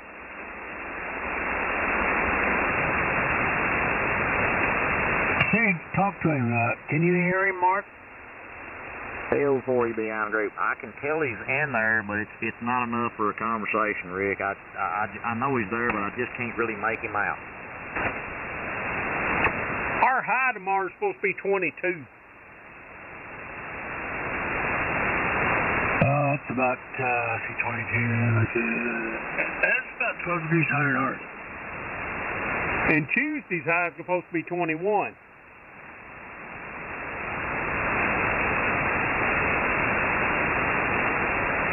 right, I gotta go get one more. KO4EBI. If I had some smoke, I'd just get high tomorrow. I'd come up there with you then. I'll be there. We have a party. I don't even know what you're talking about. You're in Monmouth, Illinois? Now I moved to Bushmill. It's about 35 miles further south, but basically, like you said, about 35 minutes trip. It's there. Just haven't changed my address yet. Just recently moved in November, so. Okay, did you turn on an amplifier or something? Because you're almost 10 over now. I didn't do anything. Everything's the same as it was. Do you hear him now, Mark? I think he went somewhere. Oh, that's right. You hear him, Steve? Yeah. All right, we'll pick him up. You're 5x9 now. I'll give you 5x9 on QR's logbook. 73. Yeah, you're 5.9 plus 15 over, sounding great. Started at 100 watts on an old YouTube Foxtail 990 with a infrared microphone on a home brew input. Sounding good down here in Lafayette, Kentucky. Well, it's called Lafayette, Kentucky. I am about 85, 90 miles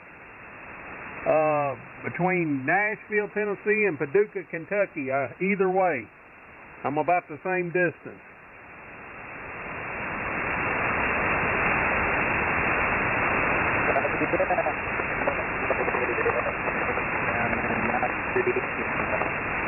What the hell?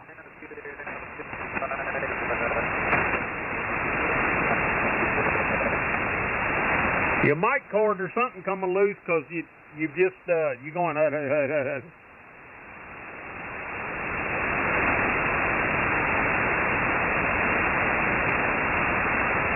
got the mobile, No, something happened because I had a really good copy on it. They started cutting out quick. Yeah, my mic was loose there. We okay now? Yeah. Georgia reached over there and turned it a couple of times. Yeah, it wasn't quite snug. No. Gremlins do that. Yeah, mine comes that way. Sometimes I have to check it. Copy that, yeah. It was loose, so that's solid now. Oh, you're almost 20 over here in Newburgh, Indiana. And the name's Rick, by the way. Copy that, Rick. Yeah, 6 over here, too. I think you're 20. I'll check that car out. Yeah, you're doing good here a little bit. I didn't catch your name. Rick. Your name's Rick? Rick. It's short for Richard. All right, Rick. Like we got 2 Ricks in here. They got a pretty versatile name. Call me Dick, Rick, Richard, whatever you want. It's all combination stuff. You still got that mic cord problem or something going on? I get a dirty finger in this dust mic here. It's used. I might have to give it a shot of liquid gold there, maybe. Yeah, something's going on. It was wobbling. So I'll say one thing, for 100 watts or less, you're booming in. Sure is. Hey guys, what was this call sign?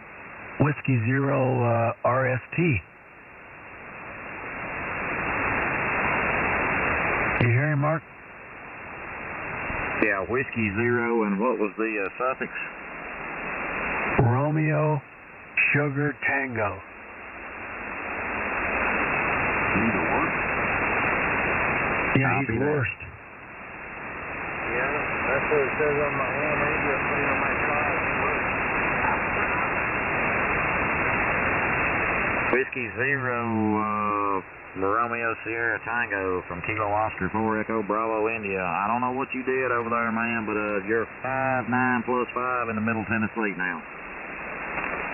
Yeah, well, I had a loose mic cord, and I think maybe, I don't know, I might have something else not quite. It's an older rig, so it might need a little tuning on it. You know, I haven't been ringing in quite a while, so it might need a little maintenance on it there. But yeah, it got a good signal on you, too. What antenna do you have? I'm on a homebrew infrared half on 80 there, over. Amazing signal. Thank you, sir. Yeah, I built it myself, wound my own coil, the whole thing. Hey, Rick. Yeah. He'd be like 90 over for Jim.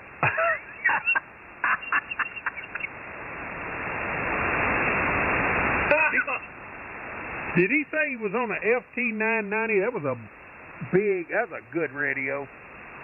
Yeah, FT990, over. Yeah, I had one of those in the matching amplifier and everything one time.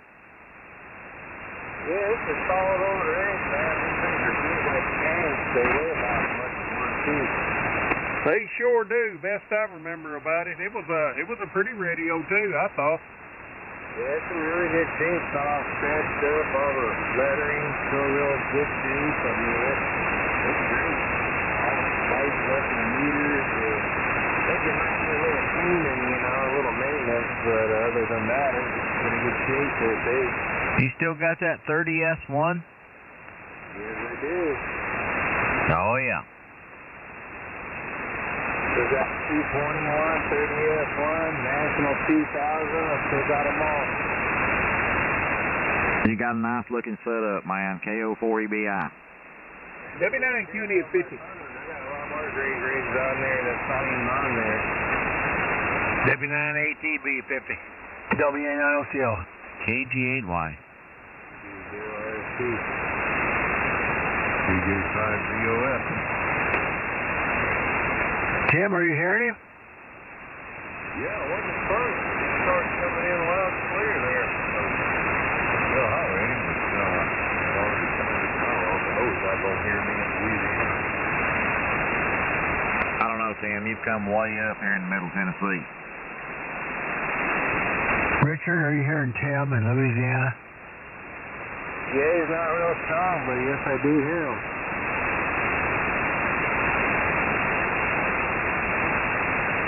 Well, you make a good trip down here, man. I would give you a good signal, but I've always got a pretty tough noise level right here, so you're breaking that line easy.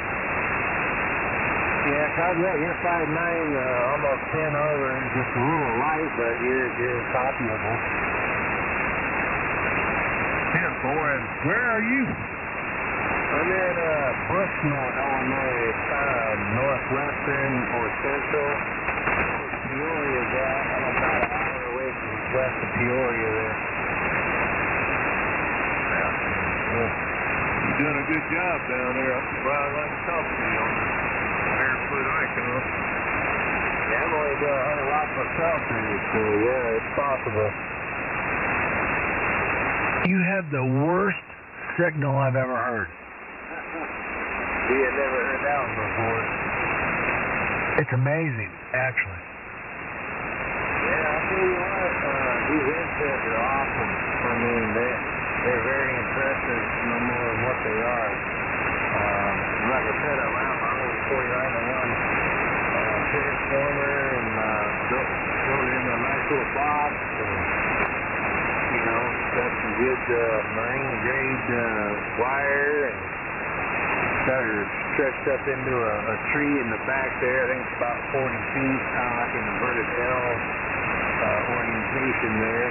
Apex is about 30 feet. So yeah, it looks pretty good. I thought it was Japan on it, so yeah, not a bad deal.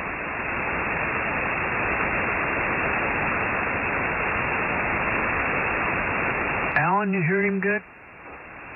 I most certainly am. Hello there, Rick W0RST W9ATB, Alan in Evansville, and I just pulled you up on the log. Actually, we've talked before. Oh yeah, how long ago? Well, the last time we talked was on 7.150, and it was on December the 6th of 2023. Yeah, I was in Monmouth then. I'm about 35 miles further south from that TPH. I moved back in November. I just hadn't changed my address yet. Gonna have to be doing that pretty soon though. But just hadn't got around to it yet. And the first time we talked was February the 21st of 2016 on 3810. I may have still been down in Missouri at that time there. That's where I got the zero call at. I used to live down in outside of Perryville there. If that's what your log says. Yeah, it says Perry County. Yep, that's when I was down up on the block. That was an excellent location for a station. Let me tell you, I really missed that area. But anyway. Well, I'd be on that Collins amp if I had one of them. Yeah, I got the 420 ran up here yet for my new hand shack. Still kind of setting up, but we're getting there though. We'll have it back online before too long. But I got a couple other amplifiers too that I need to run. I haven't ran them in a while. I need to keep things rectified, keep the caps from drying out, keep the gas out of the tubes, etc. So yeah, I need to get things dialed in over here so we can run a few of them. Does that 30S1 have a 1200 A7 in it? I believe it does. Roger. That's a clean amp in that picture. Oh yeah, it's really clean. Very, very clean. So clean.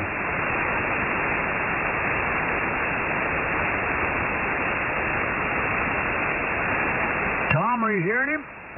Tom, you still in there? Oh, I'm still here. And he's booming in down here.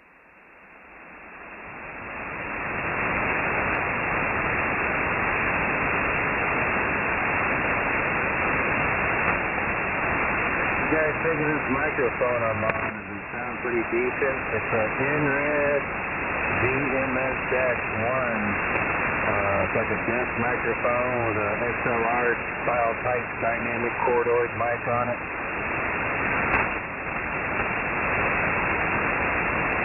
It sounds good and clean.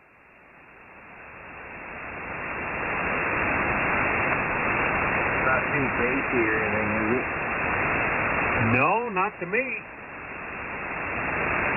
I think it sounds excellent. Yeah, I think it's pretty fantastic. Yeah, these old rigs, they sound great. I know there's a lot of, the newer stuff with DSP, the recent filters and all that, this is before all that. But, these rigs still go for a pretty penny. I looked them up on the internet there. They're going for over $1,000. I couldn't believe it. What is? HDSD 990. Oh, okay. Yeah, I haven't paid too much attention to the price of them, but I think that's a little overpriced, to be honest. Well, yeah, it might be, but I don't know, Yeah, I tell you, some of the new radios that have come out have really knocked the bottom out of the used radio market, for sure. Yeah, I could agree with you on that. I like the older rigs, I ain't got no hybrids sitting over here, but I bought one of the newer Star rigs, and I didn't really like it, just a plastic box and as white as a feather. I mean, to me, wasn't much radio there. What was it? IC 7300. Yeah, there you go. It was an Icon. We don't blame you there. I talked on for about 2 hours, put it right back in the box, and sold to a friend of mine exactly what I paid for it.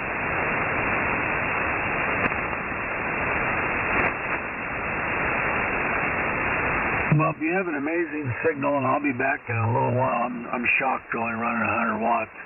This W8ILCO, I've got to go get one more, and I forgot what number it is.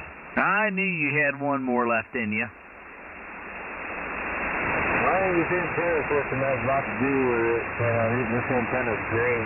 I mean, I recommend it to anybody. They're just phenomenal. What mic are you on? Mine's called an InRed DMS-1 desk microphone. Well, I don't know if it's me or not, but hell, you got a hell of a signal in here and good audio. For where you are, for the 100 watts, it's amazing. I'll be back, W8ILCO. Yeah, you got a good signal, good audio. Not as good as Alan and Rick, I have to throw that in. Well, that's true. Just in case they got something they want to give me. Okay, well, as long as you can hear me, that's all that matters. W0RST. Yeah, you're almost 10 over down here in Kentucky, so good signal, good audio, especially considering a rig. So Way to go. KG8Y on the hour, almost. W9ATB. KO40D, I'm great. KJ5DOM. W9QNE, 30 seconds to go. That's why I said almost.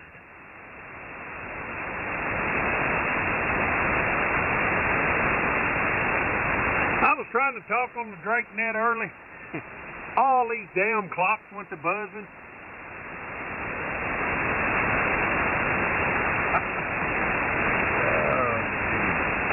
You still got 3 of them going at once, Steve? Just 2. Okay, just 2, okay. I'm sure that's enough to drive you insane, though, ain't it? Yeah, when you're on a net like that, you know, and you're trying to get out what you want to say, and then all of a sudden,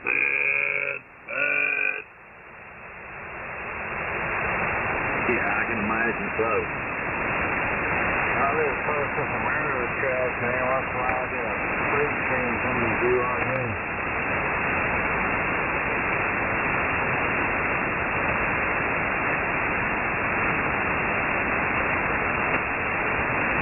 Hey, Tim, what kind of temperature you got down there tonight in Louisiana? No, I have quick wait. Oh, down. High 20s, I think, tonight. Okay.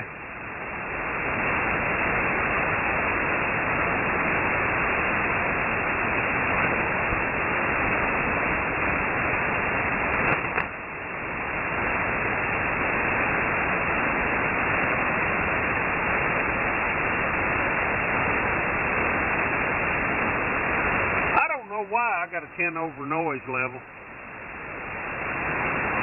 gave it to you for free.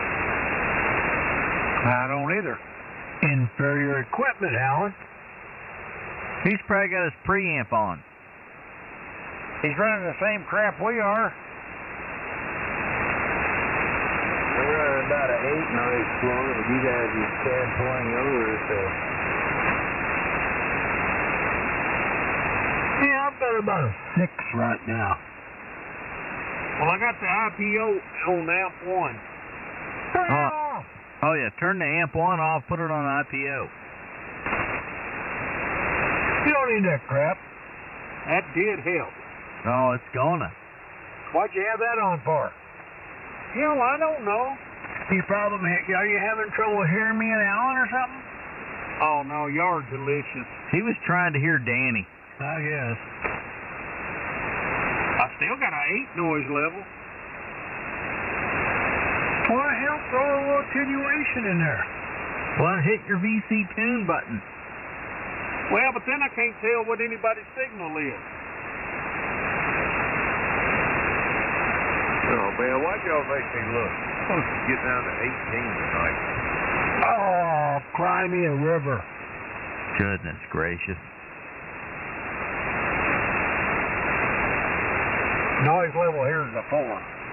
Yeah, I show Newberg right now at 8 degrees. I show Tom at 9. I show Doug, if he's still in there, at 58 degrees. And Steve's at about 11. Yeah, don't Doug just piss you off? Yeah, only when it's cold.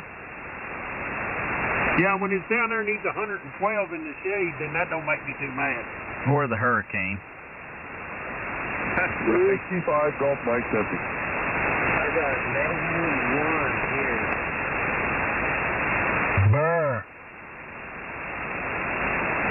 That's the actual temperature. That's not even including the wind chill. Who was the Whiskey 5 station?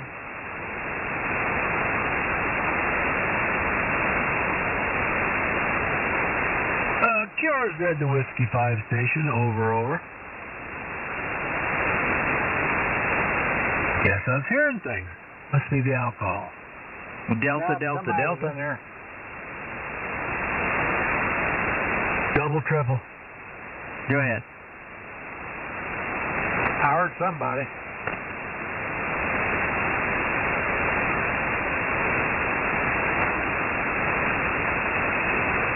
I guess they blew it up, Alan.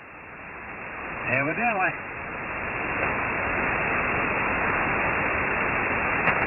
Delta, Delta, Delta.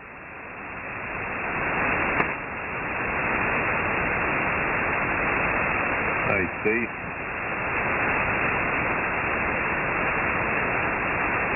Steve, your phone's ringing. Yeah, I was walking through the garage turning off lights to see if that was what was causing my noise, but it ain't. Now, I bet you that noise, you're never going to find what it is. I've been looking for a year. Who was calling me?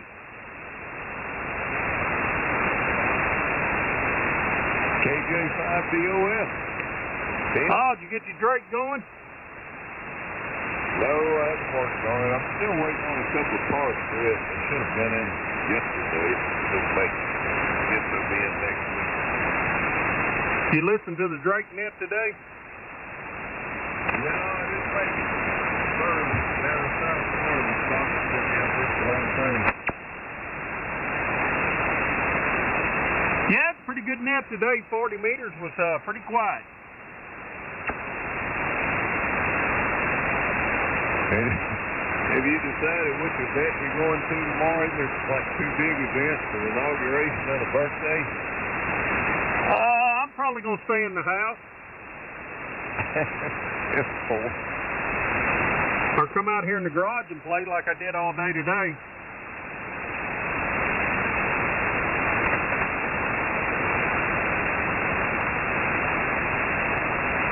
I might hook up a set of my twins tomorrow and see if I can get them going. That's 10-4, that'll work. What time are you going to do that, Steve? You mean the twin girls? Yeah. What time are you going to do that, Steve? I don't know, whatever time I get up. Well, let me know if we can come in here on 95. Let me know. I'm off tomorrow. Oh, all right. Well, probably be on 40 meters if I get on the twin. Well, I can do that too. I'll start hearing people on 75 around 3 in the afternoon usually. I hear people in the morning when I'm scanning through while I'm working. I mean, whatever. Oh yeah, till about 10 o'clock or something. Then it falls out. I hear a lot of them down here till about 10 or 11 when they're flat. Seems like everybody leaves. I think the band falls out. Yeah, they have a Kentucky phone net, I think, like 6 or 7 o'clock Central Time during the week. Yeah, I think I've only checked into that one time. I need to do that a little more often, I think. One of the guys, actually, if you remember N8LAR, his next door neighbor was one of the net control guys. Yeah, I check in every now and then on that thing during the week, but they got a different frequency they supposedly get on the weekends, but I had it wrote down, but evidently ain't the right one because they didn't get on this weekend. Tom? Yeah. Does LAR feel it when he gets on? Well, that fella passed away 2 years ago, so he don't feel nothing anymore. Oh my God! I told him it's the so that guy was KI4LA, and he was kind of a fixture in our local club. Really great guy, and I told him when he was having his issues, I said, I think it's the ghost of KI4LA causing you some problems. Hey, Steve? Yes, sir. Yeah, I just pulled that up. The phone net meets Monday through Friday at 38:38 at, well, it'll be 7:30 your time, 8:30 Eastern, and Saturday and Sunday is 38:40 at the same time. Yeah, they changed 38, it's 39:16 now. And in the evening it's 38:16. Yeah. Oh, is it different in the morning? Yeah. Oh, I thought it was still 38 or 39:16 in the morning. No, it's different. Hell, that's why you ain't been hearing them. Well, I don't get up that early. Well, sometimes you don't even go to bed till then. This is true.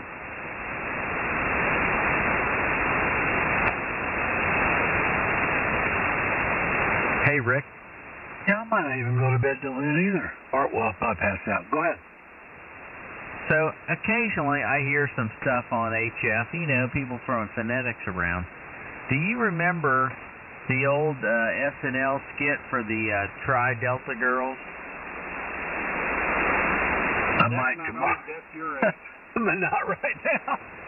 You're right, Steve. It's not really old. It is, well, it's older than me, really. But yeah, I remember the skit, and they're like, Delta, Delta, Delta, can I help you, help you, help you?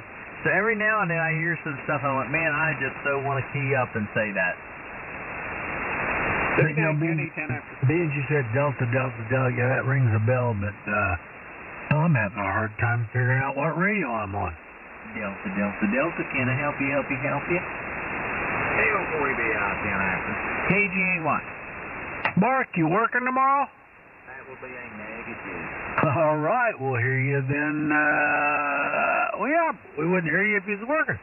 Will we hear you tomorrow night? Oh, yeah, I'll be in here tomorrow night. W9ATB, 10 after. Are they going to have that damn inauguration during General Hospital? Oh, it's going to mess up your soap so bad, Steve. Oh, that just sucks. WAIDO 10 after. You better write a letter to the White House. Why they got to do everything during General Hospital? You don't have a set if you don't write a letter to the White House. No shit. Now, let's think about this. Are you still watching General Hospital, really? Yes, I am. Them's the loved ones. That's all the people I have in the life. Uh-oh, I got a phone call. I'll be right back. And they just killing the hell out of them the last couple of months. Women only watch soap opera. Well, those are the ones that are not on top.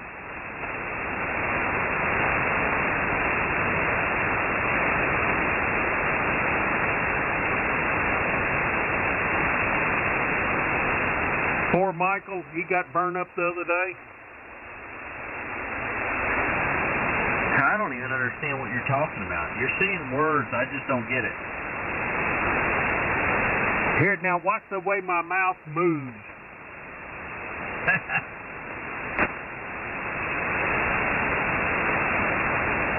You know, they got a bunch of crap on the Kentucky Phone Net website, but I'm struggling to find the net schedule.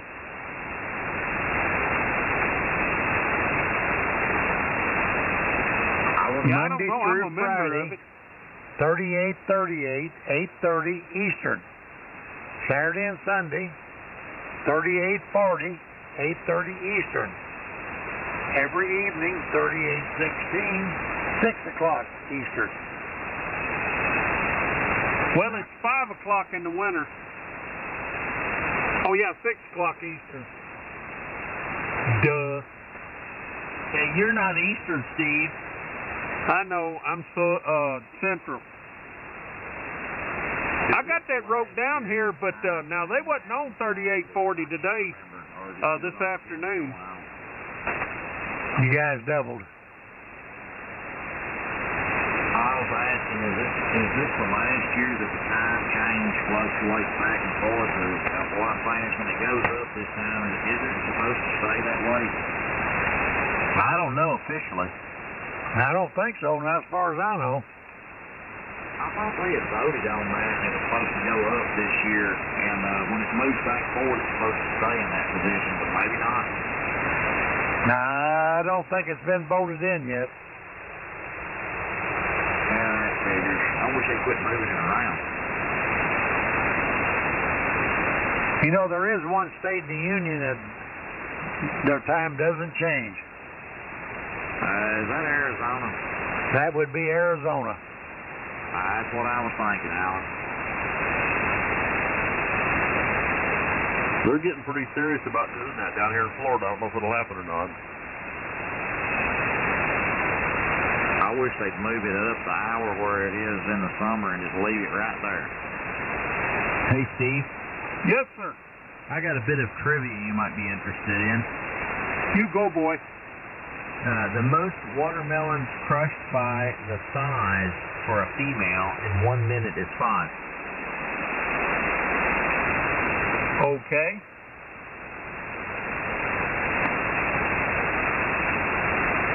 You might be interested in that. So you don't want to stick your head between her legs.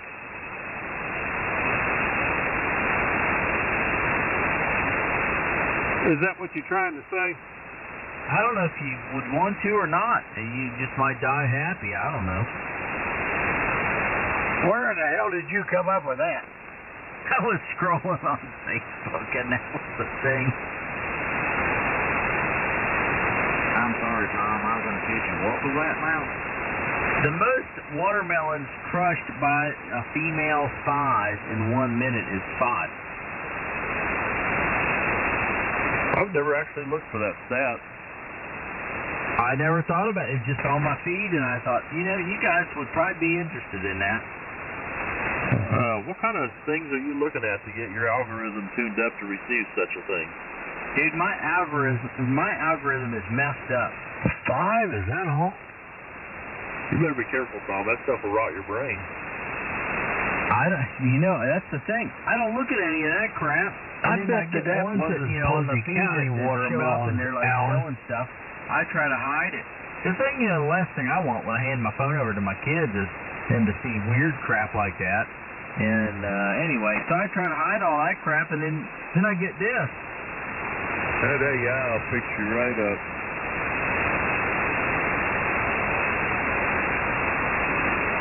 Yeah, still a different mic on you guys. This one here, all right? W0RST. Oh, that sounds worse. For real? Or are you just being sarcastic? I'm being honest. Everybody else can comment. For real, it's a little crunchy. Crunchy? Yeah, I don't care for that at all. Yeah, not as good as the other one. What's the matter with it? Tell me about it a little bit.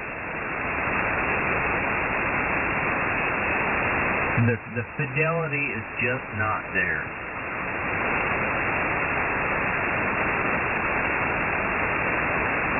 I can't hear him well enough now to do the comment. Yeah, like it's a strain to hear or strain to talk both on that one.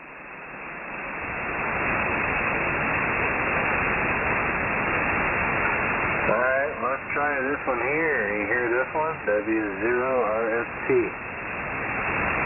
That sounds better. Much better.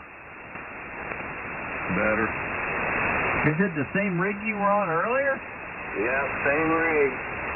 You just switching microphones around?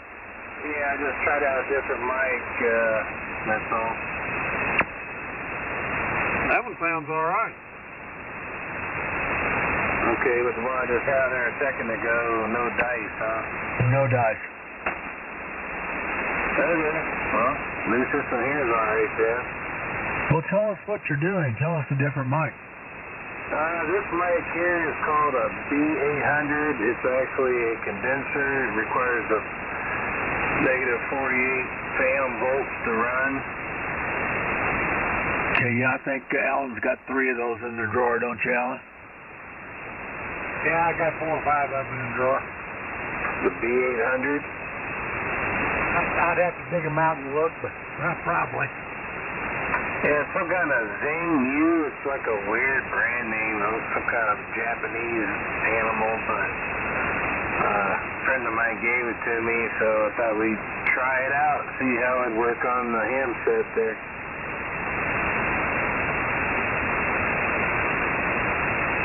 I tell you what, other people may have a different opinion, but man, I really like dynamic microphones for ham radio stuff.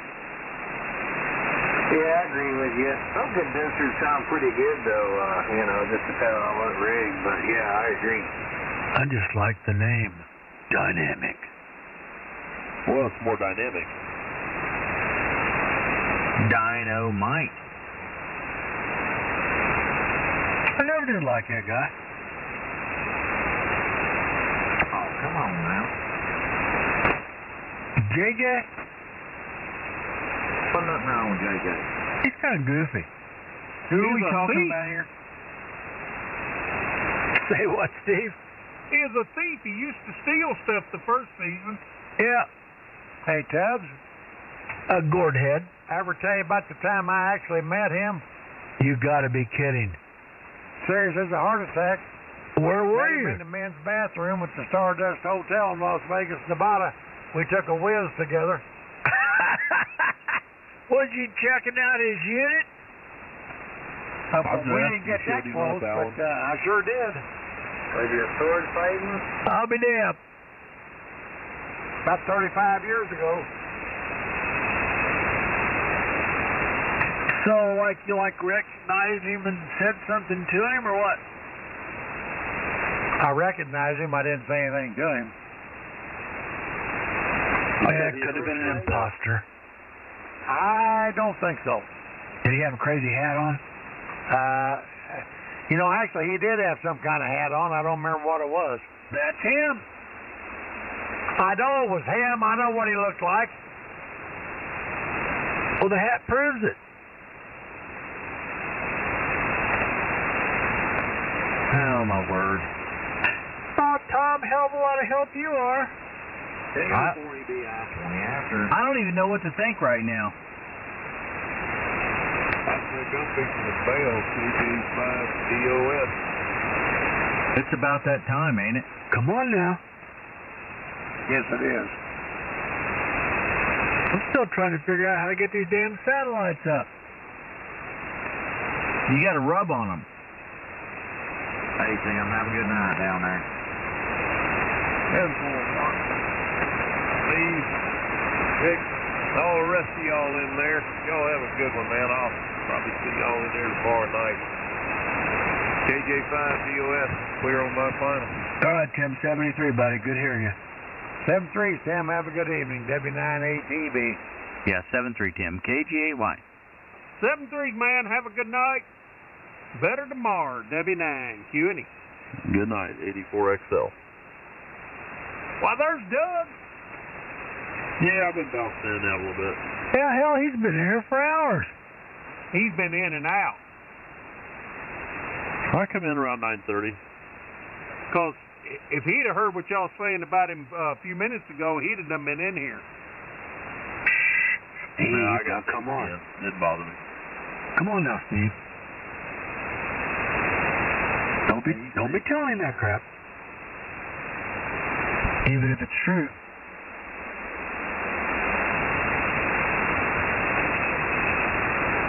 I would tell you, Doug, but I've been asked not to tell you, okay?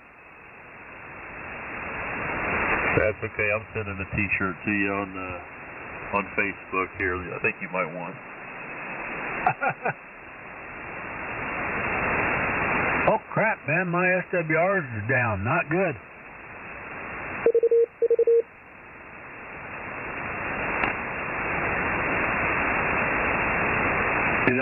Got it. Mine's okay. You're kind of a collector there, Steve. I thought you might want that T-shirt. What kind of T-shirt is it? It's in the group. Alright, I'll look. My SWR's okay, too. Well, mine's just low. It's 1.25, and I don't like it that low. Well, mine's 1.01.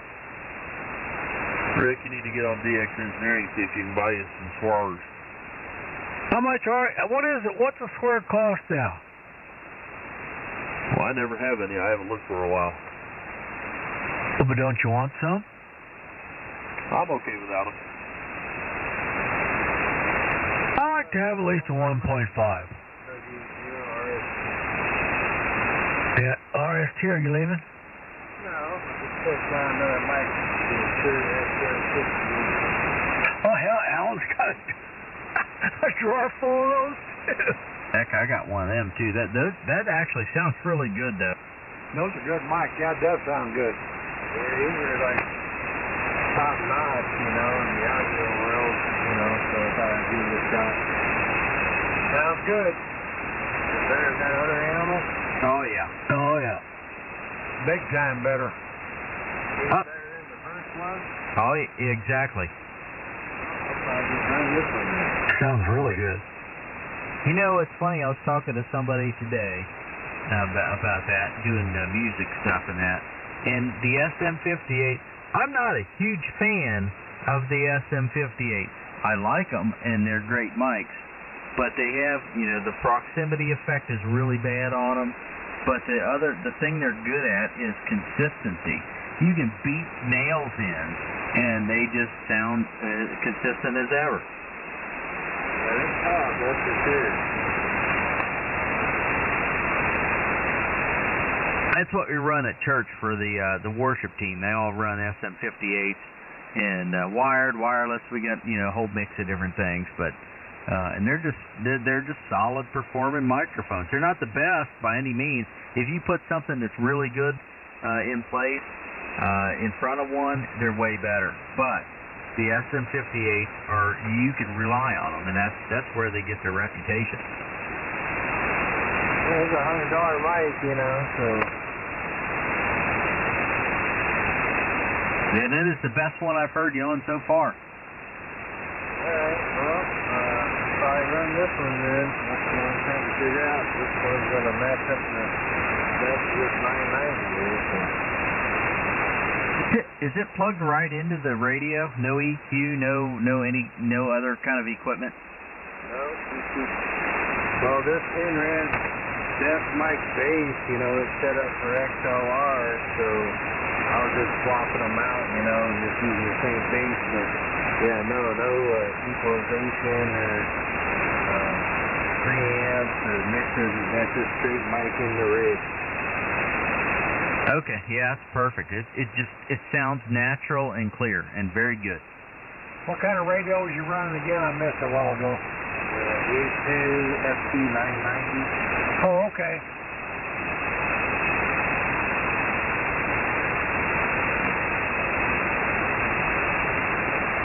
What he's running Diddy.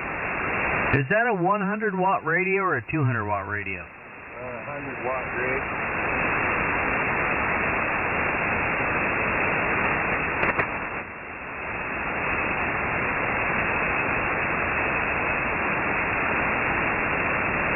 Guys, I'm going to fall asleep in the chair. 70 degrees. I'll catch up with y'all tomorrow night, but I thoroughly enjoyed it. So look for y'all in. KO40BI. Oh, hell, Mark, your meat's going to burn. It ain't going to burn tonight. Good night, buddy. All right, guys. Good night, Mark. 7-3. 7-3 is Mark, good night, and I'm right out the door behind you. So 7-3's all around, had a good time. I'll be back tomorrow, W9ATB. Good night, Mark. Good night, Alan. Yep, good night, guys. We'll catch you tomorrow night. KG8Y. Yeah, appreciate the warning for everybody. We're doing our best around here. I threw a widescreen on it. Did that change it any, or about the same? Holy cow, don't touch it. The widescreen made a big difference, didn't it? Oh, that's nice. That big old fluffy one, too. Looks kind of weird, but I guess it's all right. What did you do? Put a widescreen on the mic.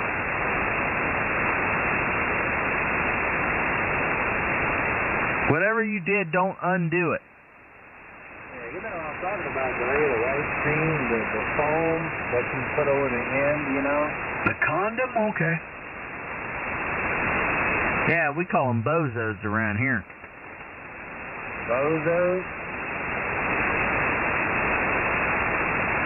The big foam condoms. Right, yeah. That's what I slid one on there. It's like, Bozo the Clown, the big nose he's got on it. Yeah. Gotcha there. Yeah, this is a kind of a large one, too. It's probably too big for it, but it fit on there pretty good.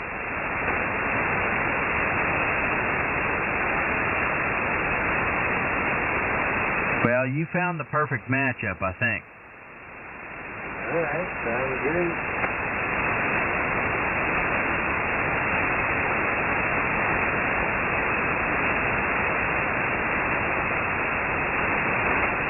You still have that big 6-element beam in the air?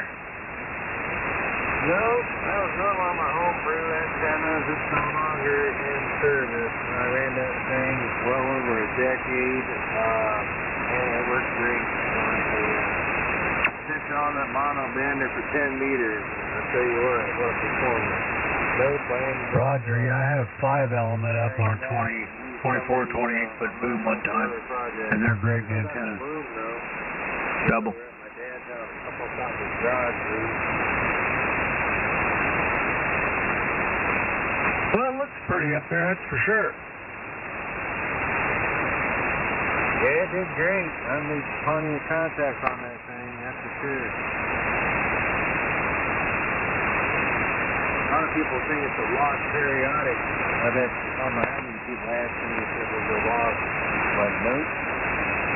No, that's not a log. A lot of people think it was, that's for sure. Hey, Rick. Periodically, I've had a log, but I've never had a log periodic. That's true. I think we all have. Although I did have a log up. W9QD at 30. I'll 30. KGA1. It works though. Doug's getting better at that. He's fast. I've been the best at it for a long time. Well, Richard, I think you need to get that Collins 220 running so you can fire that baby up. Yeah, I just had to get my 220 ran. I plan on doing that here soon. Got everything I need to try to do her up. Are you waiting for it to warm up? You're funny.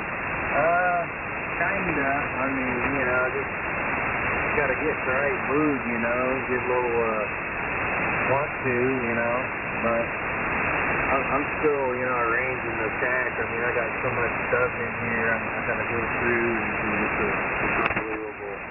Moving, not fun. You never know how much stuff you got till you're moving.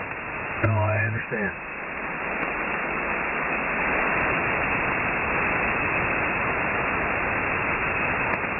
Hey, boys and girls, I'm being paged upstairs. Maybe I'll be lucky to. I'll catch you guys after the contest, as they say. Doug, here, Richard, Steve, Alan, I guess is still in here, I think. Am I forgetting anybody? Mark's already signed. Oh, my friend Tom. Good night, WA9OCO. 7-3, Rick. All right, guys. Good night. 7-3. I'm going to get out of here, too. It's about that time, and I need to. So, 7-3. KGA1. You working tomorrow, Tom? No, I'm off tomorrow, so let me know. We might get on 20 meters. Okay, I'll be around the house watching the festivities. Yeah, let me know. Roger that. 84XO. Yeah, I'm kind of wondering about that. I'm a little nervous about it. I'm happy and everything's going that way, but I'm nervous for him. I think this sudden move inside made it hard to do anything with. Yeah, you're probably right about that, and I think there was a motive for that decision, for sure. I think there's some talk in the underworld, Tom, about they may actually be doing this in the White House early to get it under control. Man, I hope so. I just saw it mentioned one place. Probably not credible. I'll let you go. 84XO. All right, good night, guys. KGA1. Good night, Tom. I'll text you if I get on tomorrow. Oh, yeah. Come on. Well, I don't know if I may or may not jump in. Those guys on that 9 a.m. 20-meter net, I try to get in there when I can, and it's kind of rare, but it's a good little group. It's the same group that I talk to on Sunday nights on our nets here, but it's a good time.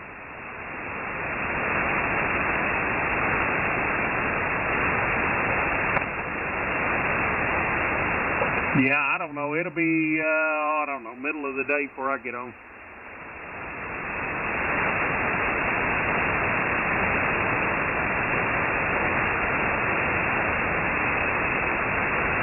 I don't have much for plans. I want want to watch Trump get inaugurated. I don't want to watch all of it. I want to watch the main deal and make sure it happens right. After that, I can come out here and watch it though. But I'll put a text on the chat group if you watch it. If I come out here sometime after lunch and try to get on.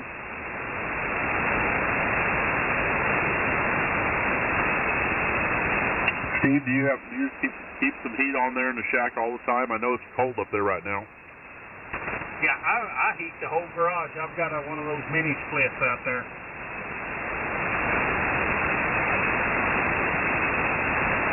And if it gets cold in the room, I've got a Mr. Heater in here. A little supplemental heat? Yeah. Well, I just put the mini split in this year. I had a gas, hanging gas heater up out there. And then gas heater in the bath and gas heater in here in my radio room. But they don't have thermostats, the two little ones in these two little rooms.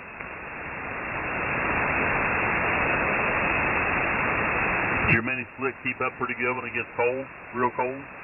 It has been doing real well. Tonight it's doing really well. The other night I come out here and I had to turn on my heater in the room. What you down to this evening, do you know, approximately? What have I got, what? Temperature tonight. I think it's about 9 degrees or something, 10, 11. So you're getting down close to the singles, aren't you? Says it's 12.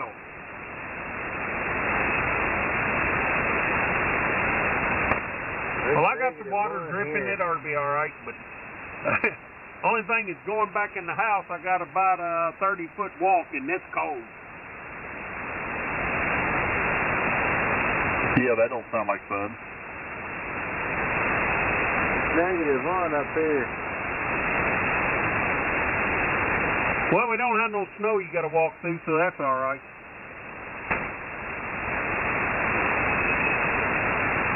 We had a dust in the day, but it's kind of went away. So is the ground all clear up there? Oh, pretty much. It's still some laying around.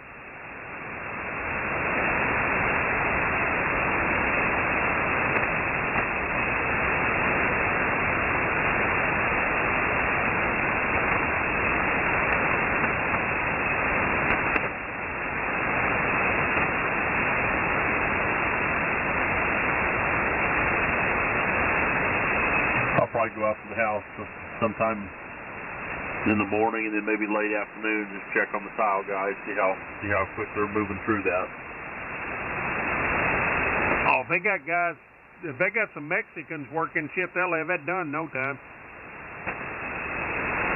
Yeah, the guy that owns the tile laying crews, the Mexican guy, he's been doing it 22 years. He's got I think he's got 4 crews out there working, but I think he'll have three guys with him tomorrow. He's the main dude. Yeah, they don't play. They just built a bunch of apartments up here in Hopkinsville. And back in the 70s and 80s, I went to high school with a guy that him and his family did a lot of bricklaying. Well, it might take them a couple of weeks to do a house. Well, anyway, they brought a crew of Mexicans in there, and they done, I'm going to say it's 30 apartments up there, and they done them all in a week. Yeah, whatever the schedule is, they just bring more. They do not play.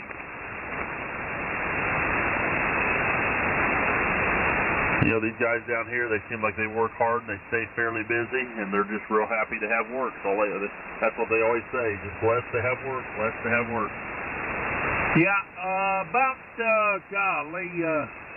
20 years ago, I did an install in Kirtland Air Force Base, and I called over one of their temporary labor places and got some help sent out there. I actually got 8 guys sent out. 6 of them went home after about an hour, and 2 little Mexican guys stayed there with me the whole time, and I didn't need anybody else. Them was working as 2 guys. I tried to get them moved to Kentucky. They're probably from Florida and knew better. One of them could understand me pretty well. The other one didn't. But I told him, I said, look, I got a house trailer y'all can live in. Come up to Kentucky, and I'll give you room and board if you'll come over. And because I had 2,800 machines at Fort Campbell.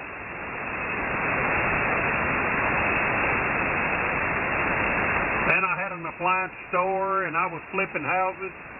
Man, them was some working days. Yeah, back in the day, you could have kept them busy, probably, couldn't you? Don't forget the gay bar. I sure could have, and I could have had some mowing contracts.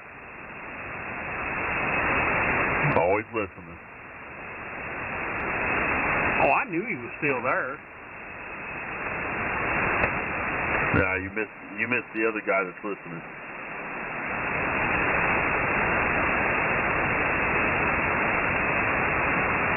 Well, I just finished my drink, and I think I'm going to get out of here for the night, too. It's 20 till 12, and this is W9QNE, and I'm going to say 7-3. Everybody have a good night, and Doug, we will talk to you later. W9QNE. Roger that. It'll be a new world next time we talk. 84XL. Roger that. WA9OCO. W0RST. Rick, I had that same getting lucky plan this evening. It didn't work out for me. I understand, buddy. Talk to you tomorrow. WA9OCO. Good night, all. Good luck to you, 84XL. Good night.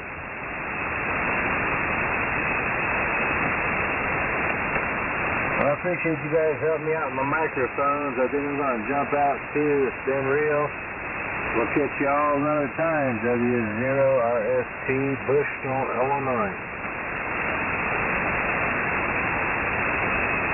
All right, Richard, check in here. We're here every night just about, unless it's noisy or something.